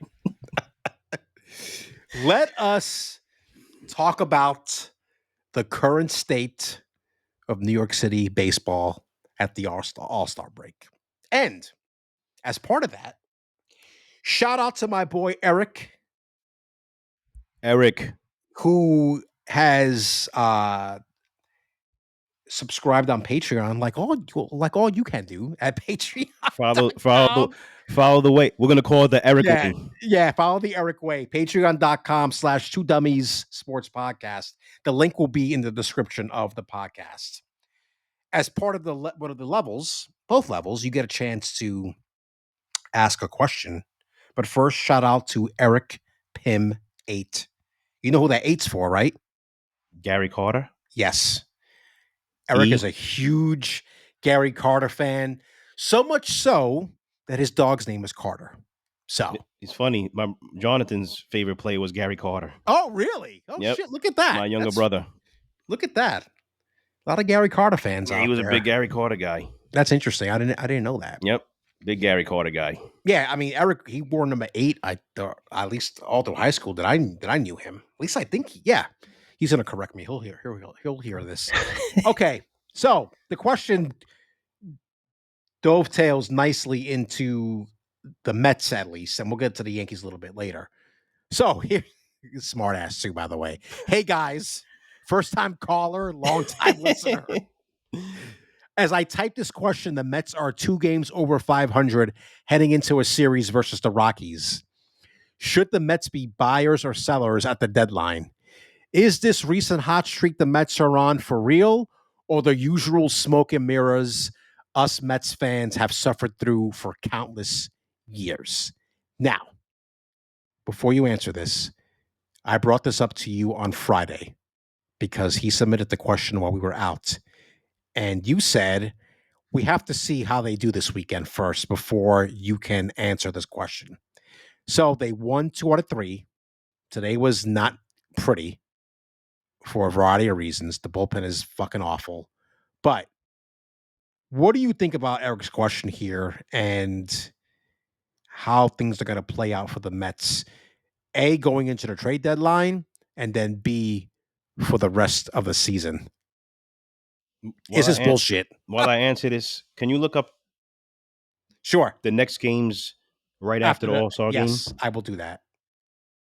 It's a great question. I actually thought about this ever since he posed this question to us on Friday. Seriously, I did think about it because there's so many different ways I could answer this. But I'm going to stick to it this way. And I think it was to our point of consistency. So now what are they? 3 games over 500 since then? Yes. I'm going to bring up the standings, but go ahead. Keep going. Realistically, who can they be at the trading deadline if they're buyers? Who can they get? Who are they going to be competing with? Because right now, everyone needs bullpen help. Well, Jesus, yeah. The Dodgers are on a downfall. The Orioles, if it wasn't for the last minute today, they would have got swept by the Yankees. Mm-hmm. Everybody. And we're a team, I say we're like I play for them, but I'm just saying because I'm a fan. Yes, I get it. All we heard from Stearns and Cohen was they're not trading prospects. Right. So I'm just trying to figure out who you're going to trade if you're going to be all in. Can I Right? answer that? Yes. Go ahead. I think we talked about this on one of the test episodes. I think you're gonna have to trade B and C level prospects to get Low A ball, maybe double A. right, to get a bullpen arm or another utility guy, because I think those are the two things that they really need. I think they need one or two bullpen arms, and they need somebody off the bench that's got like pop Mm-hmm. that can come Yeah, up and because DJ Stewart ain't it. I'm done no, with that he's guy. not it. But go ahead. I'm sorry. Continue. So who would it? I was thinking the same. That's who you would have to give up, because it also Yes. depends on who you're trying to go after. Because Right. if the teams that are not good value these players higher than you expect, and they know you're in need of an arm, they're gonna ask for more than what they're worth. It's just the nature of the business. And are you Yeah. willing to give up the player they're asking you for? Because they Right. want to build their team and build their farm system. Everything Right. you got to give to get. That's the way the business works. I just don't think the Mets are good enough. And I think it's a bit to his question. It's a bit of smoke and mirrors. I don't think we're good enough. Mm. If you ask me right now, you think the Mets are going to win the World Series? I ask you, do Nah. you think the Mets are going to win the World Series? What's your Fuck honest no. answer? Fuck no. No You way. you added an F to the no. I was just going to Yeah. say no. So your No no is a way. little bit more enthusiastic than With mine, that bullpen? No way. right? Mm-hmm. A lot of these players are signed on 1-year contracts. You make the playoffs, you don't go any further than the first. Now what? There's no continuity. Yes. Now here we are back on the hamster wheel of turds Mm-hmm. next year. I this is damn you, Eric. You're being a piece of you know what with this question. But it's a very good question for I mean, Mets it fans, is. for us Yeah. Mets fans. I Because yeah. I'm just like there's too many 1-year contracts to me to be all in on something. And especially when you told us that you're not going to trade top level prospects to Mm-hmm. get back talent. Right. So to me, it Exactly. doesn't make it's like an oxymoron. This is all cute, pretty. We had a good time on Friday. We had a great time. A lot of home runs. Right. It was awesome. I don't want to see my team lose, but I want continuity, man. I want Mm-hmm. 10 to 15-year run. Right. I don't even know what it feels like to make the playoffs every year and lose like the Yankees. People can say they're spoiled. I get it, but at least they know I'll what it take feels that. like to Yeah. be in it every year and to have a Yeah. chance. I don't Exactly. have that. I have Right. stupid Grimace, and oh my God, fuck you, Grimace. Die. You dope. This is not, it's stupid. It's stupid. This is not what helped the Mets win in their streak now. It was the players that finally got their head out of their ass. Right. It's stupid. And I wish I had a better answer for him because I don't know if that's a good enough answer. It's just, I don't know where to go with this based on their answers to us It's and what I'm seeing. It's tough. Yeah. You understand what I'm trying to say? Yeah. I mean, listen, they made the trade for the guy from Tampa, right? So they added one bullpen arm. He had one shaky outing, and then today he got An out. an out, Strikeout. one out. Struck He him came out. in for an out, which is, I don't know. I had the game on the background. I wasn't really watching it very closely. So I'm we're 17 days from the deadline, okay? As of this recording. Now, let's look at the schedule. I think back with Miami, correct? Back with Miami at our favorite ballpark in all of Major League Baseball. What a dump. 2 games with the Yankees. So open up a 3-game set with Miami, which they 4 never game play set. well. 4 It's games, a 4-game set. which they don't play well. We were No, there in when they got Miami. bombed last year. Right. So 2 against the Yankees at Citi Field. No, that's at Yankee Stadium. I'm sorry, at Yankee Stadium. Yes. I think the Twins are in there somewhere. So here's the thing. This is what's going to do it. There's a 4-game series at home against the Braves. So it's 4 Miami, 2 Yankees. That's 6. We should go to one of those I was going to actually text you. I forgot to text you, but we'll talk about that. Yeah. So 4 Miami, 2 Yankees. That's 6. 4 Braves. Atlanta. That's 10. And then 3 Twins. So the 13. I think more this. I think will be in a better position to answer Eric's question 13 games after the All Star game. Is that fair? I think that's fair. I hope he likes that answer. I think we'll be in a better position because right now, It's 3 games over tough. 500. It was a lot of fun. Let's see what happens after because that'll take them right into. They're gonna know exactly what they want to do trading wise after these 13 games Yeah, or during these 13 games. yeah. Because if you excuse me, if you start off, I don't know. Listen. I'm like win series, right? You got to win series as far as I'm concerned. You You can't take three split. out You of can't sweep. right. You can't get You swept. can't split, or you can't get swept. You can't You split. split. Correct. So you got to win 3 out of 4 in Miami. You got to win 1 game against the Yankees. You got to at the very least, I'll give you maybe splitting against the Braves, maybe. And then you have to take 2 or 3 from Twins. That's not going to be easy because the Twins are good this year. So that's 3. That's 4. That's 6. 6, 8, and 2, 3, 4, 5, 6, 7, 8, 8 and 5. 11, 12, 8 and 5. That's not good. It's I don't not think good. that's good That's enough. not good enough Because that will put you at around the same place. 57 and 53, 54. 54. Excuse me. So it's the Yeah. same. It's the same. And the problem, What did I tell you before on the last episode we recorded? I want to see them 10 games over. right? And right now At they're the only least. 3.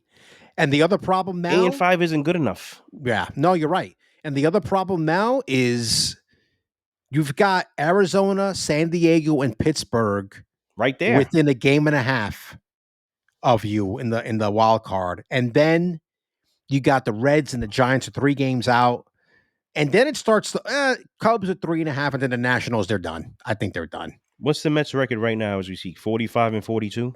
49 and 46. 49 and 46. Yes. So they would have to 49 and 46. So this upcoming 13 games, they would have to go 10 and 3 to be 10 games over 500 if my math is correct. That's not going to happen. That's not going to happen. They would have to be 10 and 3.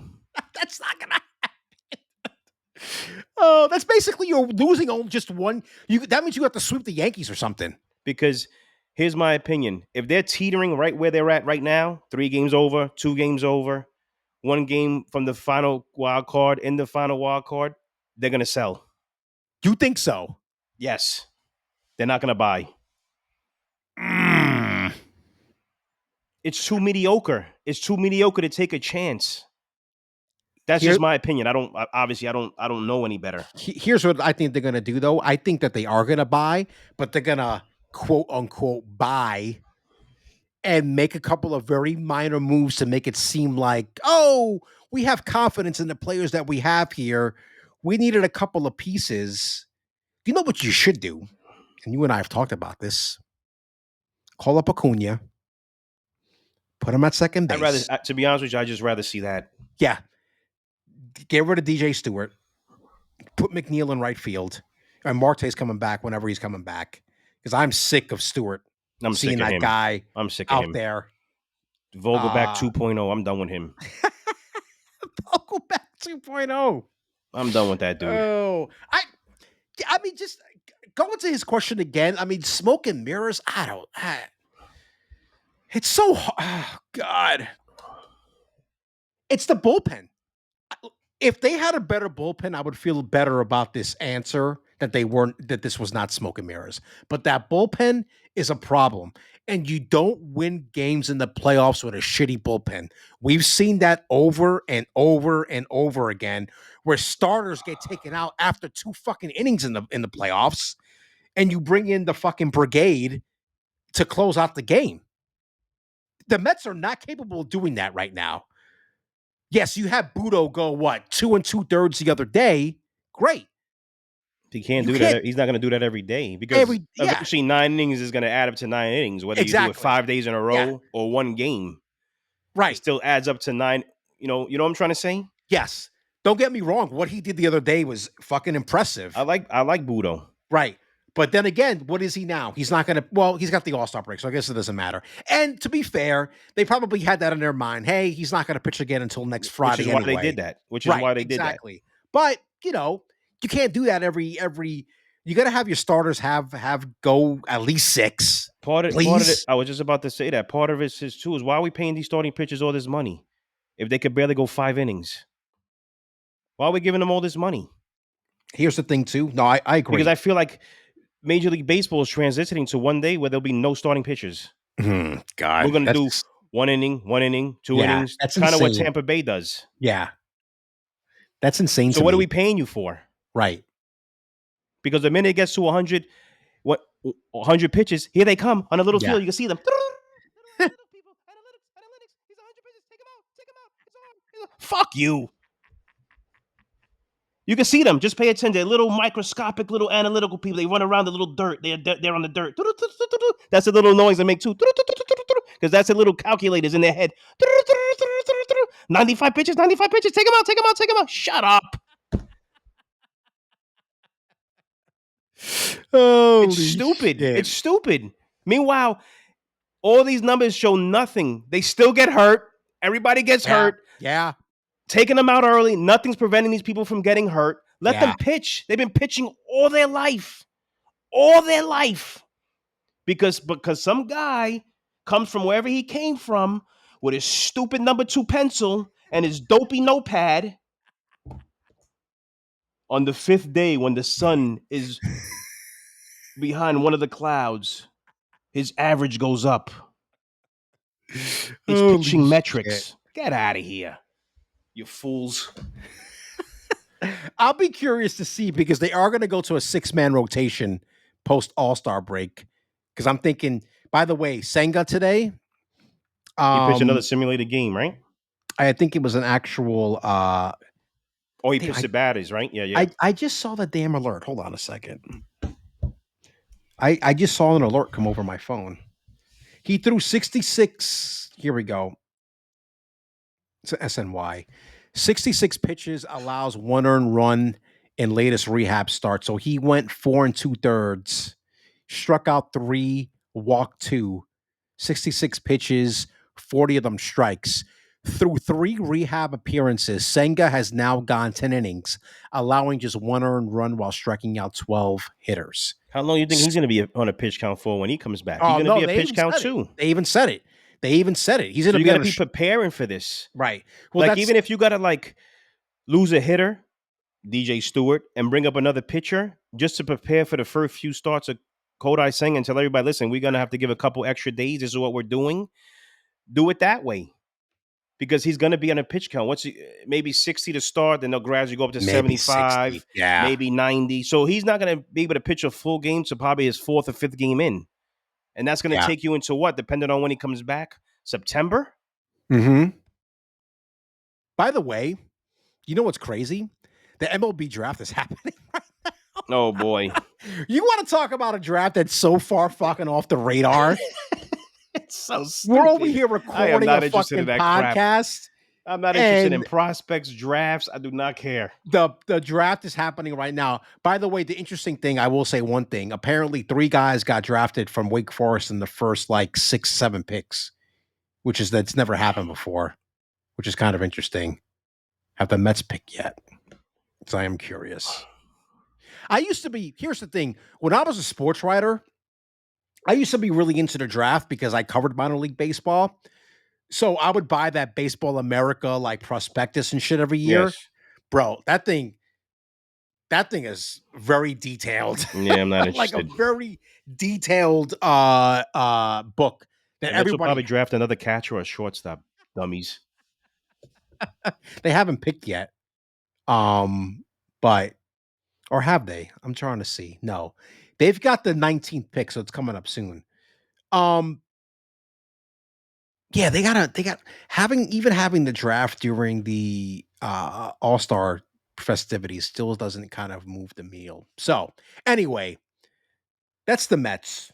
Now, I'm gonna forewarn people right now. We're not Yankees fans. You know that. We know that. But we have to talk about them. In some respect. I'm not going to get too deep into it, but I want to cite a story from somebody you know. Oh boy. Mr. Larry Fleischer. Oh boy. Shout out to Larry, who writes on Forbes. He writes his Forbes columns. Two things we're going to address because we haven't talked about this yet. Let's backtrack a little bit because he mentioned this. He mentions this in the article. Nimmo and wanting to be buyers at the trade deadline. We wanted to talk about this a little bit. What do you make of? Let's backtrack a little bit. What do you make of Nimmo talking about wanting the Mets to be buyers at the trade deadline? Because that's not really anything we hear players say. It was odd to me. I've never heard that before. Yeah. So all that told me was that this was being brought up while the Mets were losing.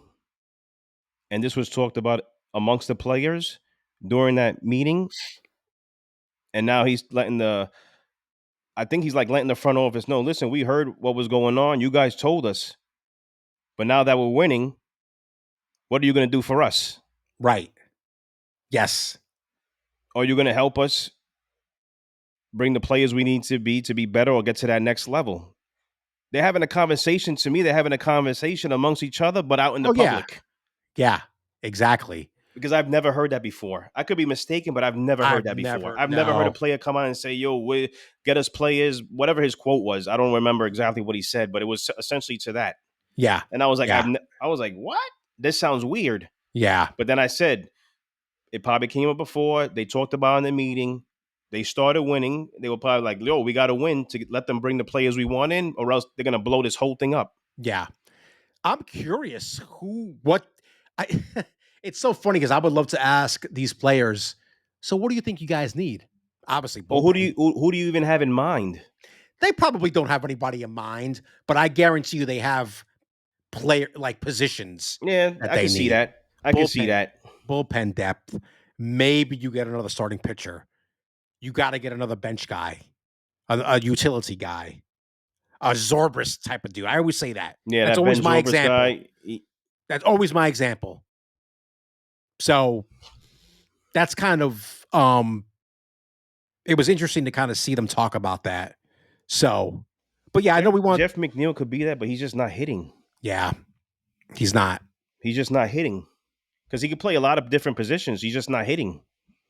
It's crazy. It's crazy to think that guy won the batting title. What? 2 years ago? I think 2 years ago. Fucking insane. And now he can't hit the broadside of a barn. Insane. Anyway, Yankees finally won a series this weekend. So in their last 9 series heading into the All Star break, they were 1-7-1, meaning they only won 1 series, which is this past one against the Orioles.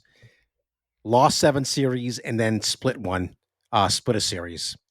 So Larry's got the 9 losses during that stretch by 3 runs or fewer, including a few games where the Yankees threatened early and just never got things done. And he makes the reference of that 9-7 loss to the Mets. Remember that game? Mm-hmm, mm-hmm. Yeah. The Yankees stranded 10 runners on base. So, what do we make? And you know the problem. You know what's funny just talking about this? That these motherfuckers are going to make the playoffs easily. Because you look at the standings right now. Because that was the great start they had. Yes. You're either going to win the division or you're going to be the first wild card right now. There's no way they don't make the playoffs. I don't see that. No, There's no way. Everybody on the Yankees would have to die for that to happen. I don't like I was explaining to you before, I don't get to watch the Yankees because I have Hulu Live, which doesn't carry Yes. Mm-hmm. So going back and forth with these cable, there's nothing you can find that has everything. And that's my problem that I have right now. And I should be watching, of course, because I do want to watch. But the Yes app is too much money. They're out of their mind. And like I said, Hulu Live doesn't carry it. So I get to whatever I listen to on the radio, I hear snippets or I see stuff on social media. That's kind of how I go by what's going on with the Yankees. Yeah. All I know is that the stupid narrative all the time is when they're losing, fire Boone, fire Cashman. Oh God. Yeah. It's corny, it's boring, it's stupid. All this George Steinbrenner, Billy Martin talk. Jesus Listen, Christ. listen, Yankee fans, I got something to tell you real quick, just in case you've been living in a cave or under a rock. Those are two guys in particular. They're in a better place. They're dead. They're not coming back. Oh, Oh shit. I've been watching baseball since 1918, and if Steinbrenner was around, I don't care. It's stupid. It's so dumb. Stop saying that. But here's my problem, and I'm not defending the Yankees. I'm not trying to defend Boone or Cashman. I don't really Yeah, care. yeah. No, I get it. Out of all the franchises, I hate them the most, just because of their fans. Yes, yes, we've talked about that. But when the Yankees were winning, kudos didn't go to Cashman or Boone, but they get all the garbage when they're losing. Oh, they Right. don't do enough of this and they don't do enough of that. You know, one of the narratives that I've heard, not on the one show that I listened to last week, these same people that wanted Girardi fired back in 2017, 18, whatever it was, because he was too Yes. hard on Gary Sanchez for Yeah, teaching him how to right. catch the right way, Yes, blah, blah, right. blah. Yes. These are the same people that call these radio stations and say, bring Girardi back. This is I can't believe that. they have blockage in their brain. When you told me that today, I was like, or yesterday, I was like, are you kidding me? Like, seriously? There's a disconnect in their brain. Like, did you forget what you said? You wanted this guy out of here. Right. Or let Buck Showalter finish his swan song. What swan song? What swan song? Stop. Bring in Don Mattingly. See if Jeter wants to manage. What? What are you talking about? I swear to God, everybody that makes those phone calls before they get on the phone after waiting an hour and a half to ask these stupid questions are doing bumps in their bathroom. They gotta be. They gotta be. These are some stupid questions, man. It's dopey that you, like you say, you waited online on hold this long On to hold. ask this. Right. Yeah. Yeah. It doesn't make any sense. The Yankees, the sky isn't falling. I think they're still gonna make the playoffs. Yeah. They have good enough players that people hit ruts. Even the greatest players hit ruts. And I feel that this was what this is. Well, and speaking of ruts, because I do, Verdugo's had a rough time of it lately. He's got a 517 OPS in 12 games this month. And during that span, he's only got 3 extra base hits, 9 hits overall, and 3 walks. So when a major part of your offense that was doing well earlier in the year struggles, because now you're getting into the heart of it, baby. You're getting into this is after this All Star game. Don't forget the All Star break is later than it usually is. They played the most games that they've ever played before the All Star break this year. So the end of the season's going to come quick. So you got to hope that these guys like Verdugo, and I know the pitching's been a little suspect lately with the couple of other guys, and I know Cole's kind of still, finding his trying to find his way back, but the end of the season's coming up quickly, man, and I think that they're going to be fine because it's the Yankees, and especially. Listen, bro, when you've got Aaron Judge and Ron Soto in your fucking lineup. Is that simple? Oh, we have breaking news. What's breaking news? The Mets have made their selection. Who is it? Carson Benge, Benge. Never heard of him. He's an outfielder / right-handed pitcher, two-way player out of Oklahoma State, 2-time Big 12 first team. Talk to me in 5 years. Number 19 overall. Talk to me in 5 years. He still hits with a metal bat.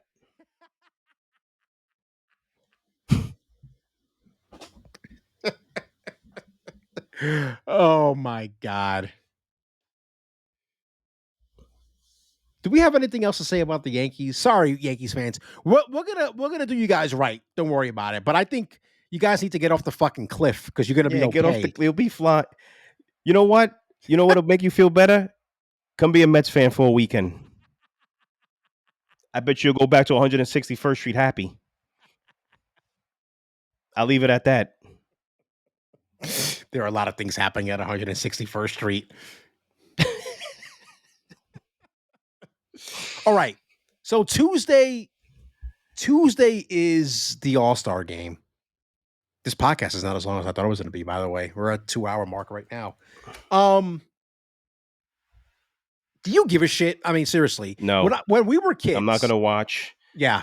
I might take a peek into the home run derby, depending on what I got going on tomorrow after work. But I'm not watching a home run derby. I'm not interested.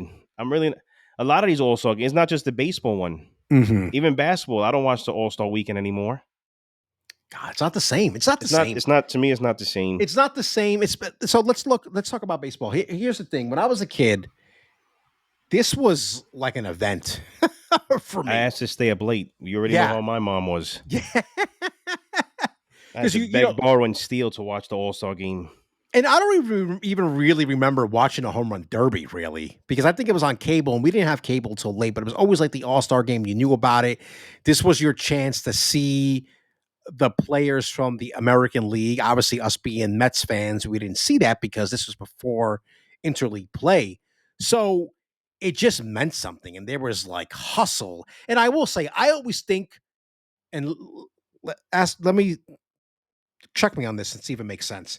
To me, I always thought that the baseball one was the best one because you really can't like be lackadaisical, like on defense. The way the NBA is, and they don't even do the Pro Bowl anymore and the NHL game. Like you have to play defense and Major League Baseball. Oh yeah, that's you just have the to way play. It's just the way baseball I see what you're saying. works. I see what you're saying. Yes.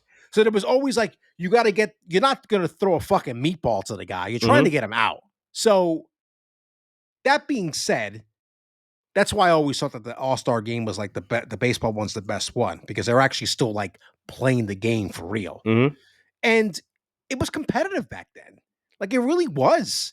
They always talked about the American League has won the game so many years, and the National League is looking for revenge. They want to win this and blah blah blah blah blah. Like it meant something even before it determined home field advantage for the World Series. To me, that All-Star game in like the 80s, 90s, and early 2000s, it fucking meant something. Now, interleague play took that away. I get that. I hate it in the play. I still hate it. I know you hate it. I don't really care one way or the other. The only reason I kind of hate it, just real quick, I just think it takes away from games that could really mean something, especially now being a third wild card team. Right. Especially now. Yeah, because now you're not playing the teams that you should be playing. Yeah. You're not playing the Braves more in your division and stuff like that. I get it. Because now everybody plays each other once now. That's just the way it goes. Anyway. It just took away, because let's just say a Met and a Yankee makes the All-Star game, and you've got Garrett Cole going up against Pete Alonso. They do that in the regular season now. It doesn't mean shit anymore. You don't get that big matchup. Then you got the fucking uniforms or shit. I don't understand why they just can't fucking wear their fucking uniforms that they usually wear. Those things are so ugly. The hats are ugly. It's just, I hate it. It's funny how it used to be my favorite thing, appointment television, and now I don't even bother watching it at all. Yeah, I don't even. It's sad. If there was no advertisement for it, I wouldn't even know it was Tuesday. And I wouldn't care. Yeah. It really is sad. I don't know. I don't know what they can do to change it. My suggestion, and I told you this on Friday, make it like the NBA where you like do a little draft and you pick players and do it that way. I think that makes it more interesting. That could be a way you bring viewers back. I'll be curious to see because I didn't watch the game last year. Like, it's the same rules, right? They do the pitch clock and all that shit, or do you have any idea? You don't have any idea. You're asking me? I couldn't remember the last time I watched the MLB All Star Game. I'm imagining that the rules are still the same. So I don't know. I just think that they need to change things up somehow, some way, and get people interested in that game anymore. I'll be curious to see. We'll talk about it next week. What the ratings Yeah, I were. just want to look at the rating. The ratings will tell you it all. Tell you Yeah, it all. they will. They definitely will. All right. That was it for our sports stuff. So we hope you enjoyed all that. Now, the Mount Rushmore of cereals. In closing, In closing, for our final segment. This podcast is shorter than I thought it was going to be quite honest with you. Which is good because that means the other ones will be a little shorter, only because there was so much shit going on the past 2 weeks because we recorded the way we recorded. So, yep. why? I just like What gave doing me Mount. this idea? I just love doing Mount Rushmores for anything. And I figure, you know what? If we're gonna do this, we could do it a little fun thing. People want to ask questions once they start. They could chime in with their Mount Rushmore. I think it's cool.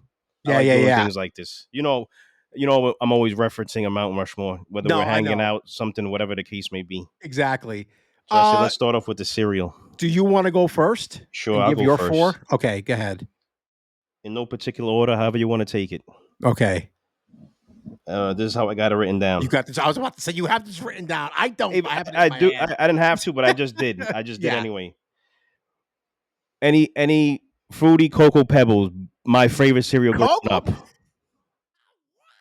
Oh man, the Mount Rushmore Cocoa big time. You Pebbles. see, this is why I like that. You see her reaction? I love this. I gotta write this down now because I want to see Coke. That. Wow. That's my favorite cereal of all time. That is that. You're a fucking insane person. Thank Anyway, you. go Number ahead. 2, anything in the Captain Crunch family.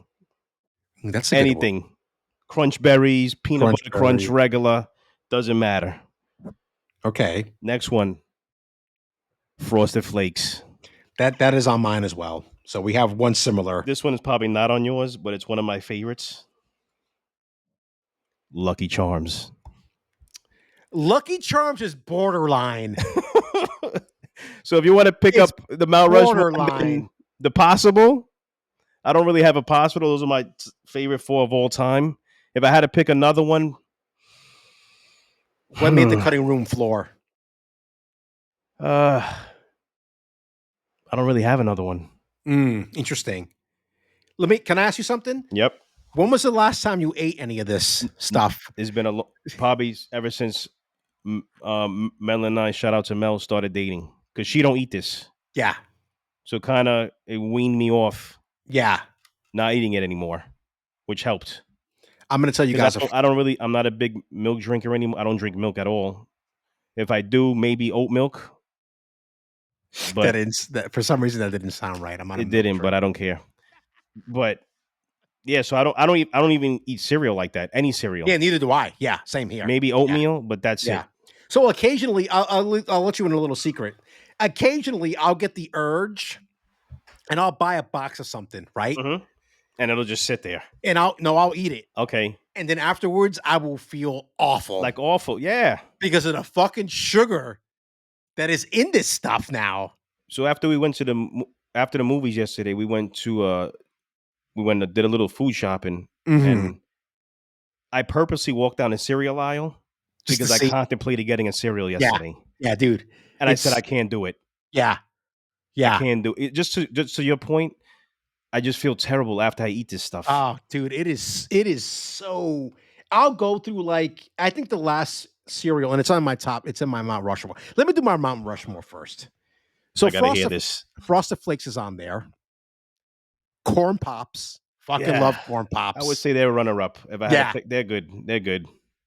Honey Smacks, love Honey Smacks. And this one might be a little controversial, but I'm going to tell you. What you got? You like a Honey Bunches of Oats guy? No, Raisin Bran. Okay, the Kellogg's Raisin that's fine. Bran. That's fine. Specifically the Kellogg's Raisin Bran, because there was something about the way the what do you even call that? That's the only Raisin Bran anyone should eat. There's a Post one, but it's garbage. Yeah, the Post one sucks. That's why I said Kellogg's. I've had the Post one. It's awful. It's terrible. I think that so here's the thing. They always try to pass off that Raisin Bran as being like quote unquote healthy. No cereal's healthy. But bro, there was so much sugar on those fucking raisins. Yes. And even though like the what I don't even know what they call it. What is that even called? A bran flake? Bran flake, yes. Even though it didn't have sugar on it like Frosted Flakes, that shit had sugar. Yeah, it has sugar. No cereal's good for you. No cereal. I don't care what it is. No cereal's good for you. It all has crap in it.